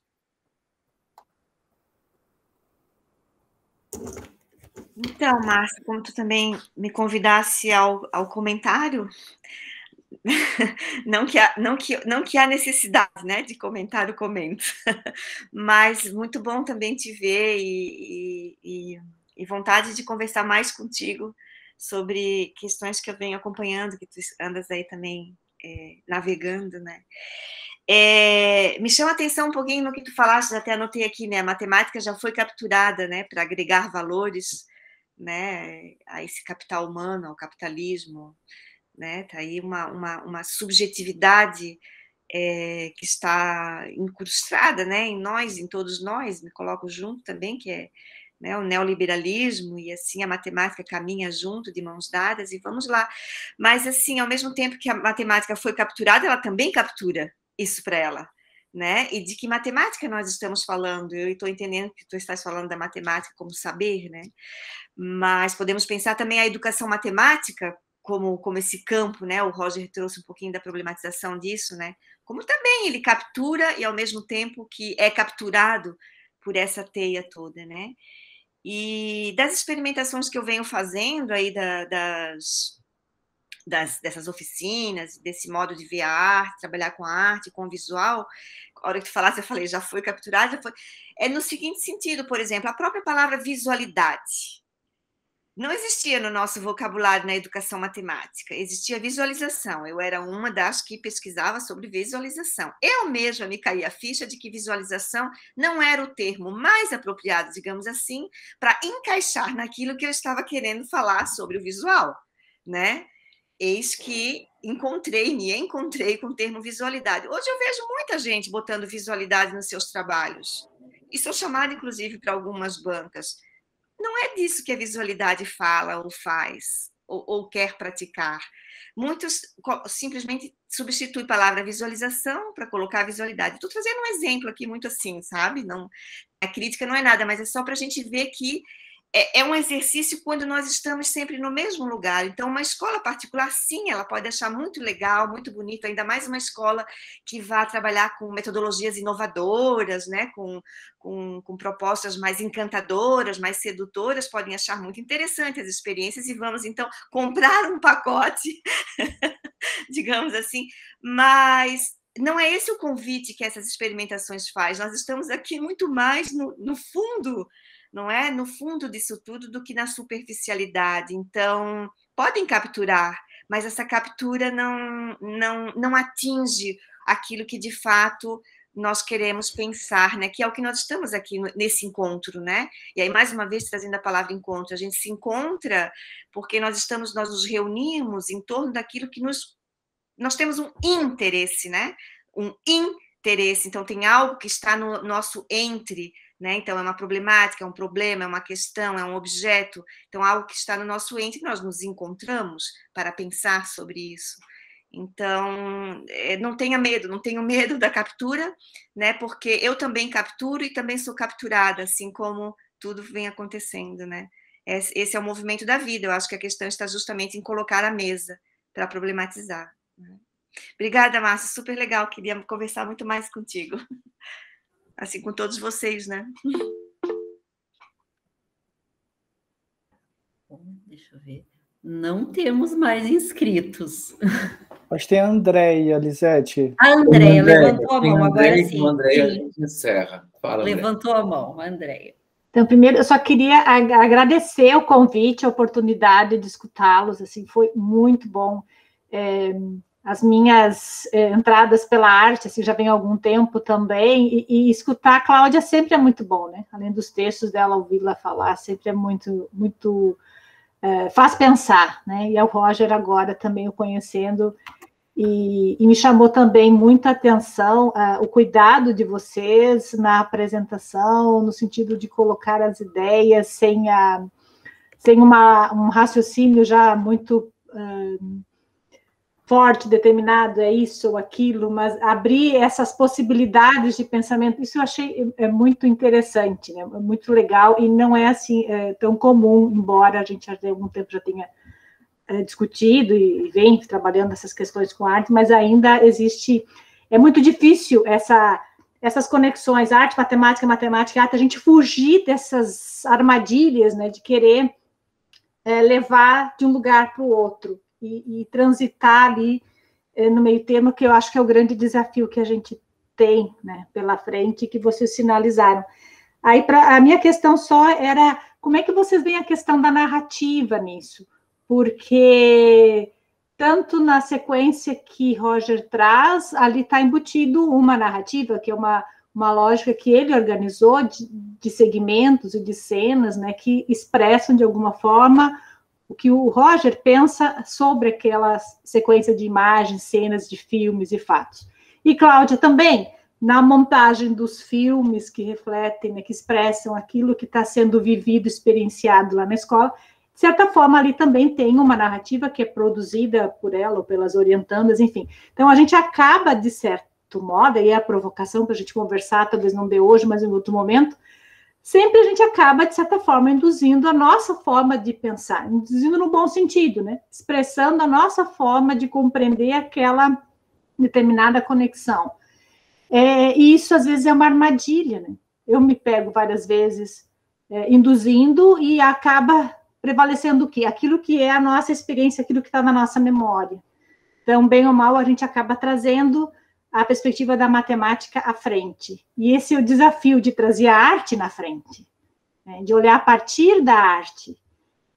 Como é que vocês pensam essa questão da narrativa? Mas não precisa se estender, porque acho que nós estamos com pouco tempo, mas é mais para a gente continuar em outro momento a conversa. Obrigada, foi muito bom mesmo escutá-los. Olha, Andréia, é uma pergunta super interessante. Eu acho que sim, quando a gente narrar é um modo de tentar organizar, só que nessa tentativa é uma nova experiência. Eu não entendo que a narrativa é uma representação de uma experiência anterior, partindo daí, tá? Segundo ponto é que qual é a presença da narrativa na nossa sociedade? A narrativa, pelo modo como nós estamos constituídos, muitas vezes as pessoas entendem que existe uma verdade por trás da narrativa e a tentativa de interpretar a narrativa do outro. E daí aquele mecanismo que aparece de indução para que a outra pessoa capture tal e qual. Eu entendo a narrativa de outro modo. A narrativa do ponto de vista da afetação, ela pode afetar de diferentes maneiras. E a tua narrativa, eu não me importo em tentar interpretar o que você quis dizer, porque isso está perdido para mim, e nem faz sentido buscar isso. Do mesmo modo que eu posso que eu lido com os trabalhos que me chegam. Por exemplo, eu falei do que é filosofia. Não me importa se alguém me disser assim, não, Deleuze não quis dizer isso. Eu vou falar, sinto muito, mas não é isso que eu estou buscando. Eu estou pensando como eu posso operar com aquilo que eu leio, com essa narrativa que me chega, né? Por isso que eu falo assim, eu não gosto muito das referências, porque para mim não são referências. As narrativas, eu posso entender obras, uma obra de arte, uma fala, um livro, são para serem operadas. E elas só vão ser operadas na medida que fizerem sentido. E eu nem tento esgotar. Falar assim, fez sentido, às vezes um trecho fez sentido para mim, e eu operei com aquilo, né? Então, tirar a narrativa do campo da referência e colocá-la no campo da imanência e do campo da estética. Isso é muito interessante, que você opera com a narrativa como uma obra de arte. Oi, Andréia, que bom te ver também, obrigada. Bom, também acho, como Roger, que é um termo a ser tratado com muita reflexão, muita discussão, mas vou também bem ao encontro aí do que o Roger está colocando, mas pequenas palavrinhas só, eu acho que nem Roger e nem eu quisemos passar alguma coisa com os vídeos que nós passamos, né? Então, não há uma tentativa... Não há uma tentativa ingênua de querer dizer alguma coisa, ainda que queiramos, porque a gente sempre tem alguma intenção. Talvez a intenção foi do convite mesmo, né? De pensar sobre encontros, sobre narrativa, sobre currículo, né, Roger, que foram sendo trazidos aqui. Tá? Então, veja só, o próprio encontro aqui, né, as próprias falas é que foram suscitando elementos a partir daquilo que nós trouxemos. Então, se eu tinha uma intenção com aqueles vídeos, talvez escapou a minha intenção, e aqui se narrou outra coisa. Vou te dizer, André, que já mostrei os mesmos vídeos para um outro grupo de pessoas, e eu fiquei chocada, porque o que me trouxeram em relação àquilo que estava nos vídeos, não, gente, não é nada disso que eu quero, não é nada disso. Mas, então eu preciso melhorar mais o meu entendimento em relação àquilo que foi o exercício que eu fiz, me entendes? Né? Quando eu digo assim, o que tu estás querendo fazer aí são metodologias alternativas para ensinar matemática com arte. Não, gente, não é nada disso. Sim, mas não tem como tu... escapa, né? Então é um pouco nesse sentido, tá? Também acho que a narrativa ela se dá no acontecimento, no momento, naquilo que se narra, né? e não é a própria representação do que passou, tá? Sim, sim, e acho que é isso que é o legal da arte, né? É que ela quebra isso. Cada um interpreta o que quer, do jeito que dá conta, né? Então, acho que é aí que está uma sacada interessante para a gente pensar, né, em como trabalhar isso na educação matemática, né? Porque é uma dificuldade na formação de professores quando tu faz essa conexão matemática e arte. Porque o primeiro movimento é esse, de buscar na arte o que tem de matemática. Depois você vai para o outro extremo. Ah, tá, então vamos fazer arte usando matemática. Mas e o que mais? Né? Então, é um exercício bem potente, eu acho, na formação de professores, que a gente tem que discutir mais. Enfim, obrigada. Não tem mais ninguém aqui. Já são 6 horas. Então, bom, você ia falar, Samuel? Não, encerrar agora. Pode encerrar, Lisete. Tá, então encerrando aqui, eu vou encerrar aqui desde o início, né, da fala de vocês, eu estava tentando aqui formular um comentário aí, vou fazer um comentário, assim, despretensioso, assim, que eu acho que remete muito para tudo que vocês falaram até esse momento, que é a estreita relação que há entre método e criação na produção de uma experiência, né? Eu não vejo como separar. E eu comecei a pensar isso depois que a palavra jogo, acho que foi mencionada pelo Roger, né, ali no início, na fala dele, e eu achei muito interessante a forma como ela foi colocada, né? E ele mencionou algumas vezes, e depois a Cláudia falou em método também, a partir das suas experiências, né? E aí eu só posso agradecer o final ali, quando ele trouxe uma passagem de Cortázar, porque eu acho assim, ó, e despretensiosamente também vou falar aqui, ninguém como ele evidenciou essa relação tão estreita que há entre arte e matemática, né? E quando eu falo aqui em arte, estou falando que, bom, um teorema ali tem arte, na recognição tem arte, né? Então, não é a arte essa coisa maior, né? Essa arte institucionalizada. E em vários dos seus relatos, assim, deixa eu ver o que eu escrevi aqui. Em vários de seus relatos, assim, se percebe, assim, como ele organiza, né? Onde o caos, como ele organiza o caos e o absurdo pelo jogo que é cada leitura, cada escritura.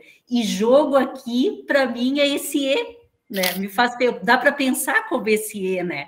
Que seria a maneira especial, né, de cada um de nós procedermos, né, quando a gente tem uma. E aí isso me lembrou, fiz uma outra conexão com Jacotô, e aí tudo está em tudo, né? Aí o pensamento se desdobra. Então é isso, acho que a gente poderia aqui, assim, foi muito rico, muita riqueza eu fiz várias anotações aqui, nós teríamos a conversa iria muita coisa aqui para se conversar, né? Agradecer muito a todos, não aos apresentadores, ao Samuel, a todos os participantes, né? Pelo que proporcionaram pensar aí, são coisas assim que são que eu organizei aqui de uma forma que é difícil a gente expressar, ainda estão pululando aqui, né, na mente, no corpo, né? E bom, muito obrigada a todos vocês.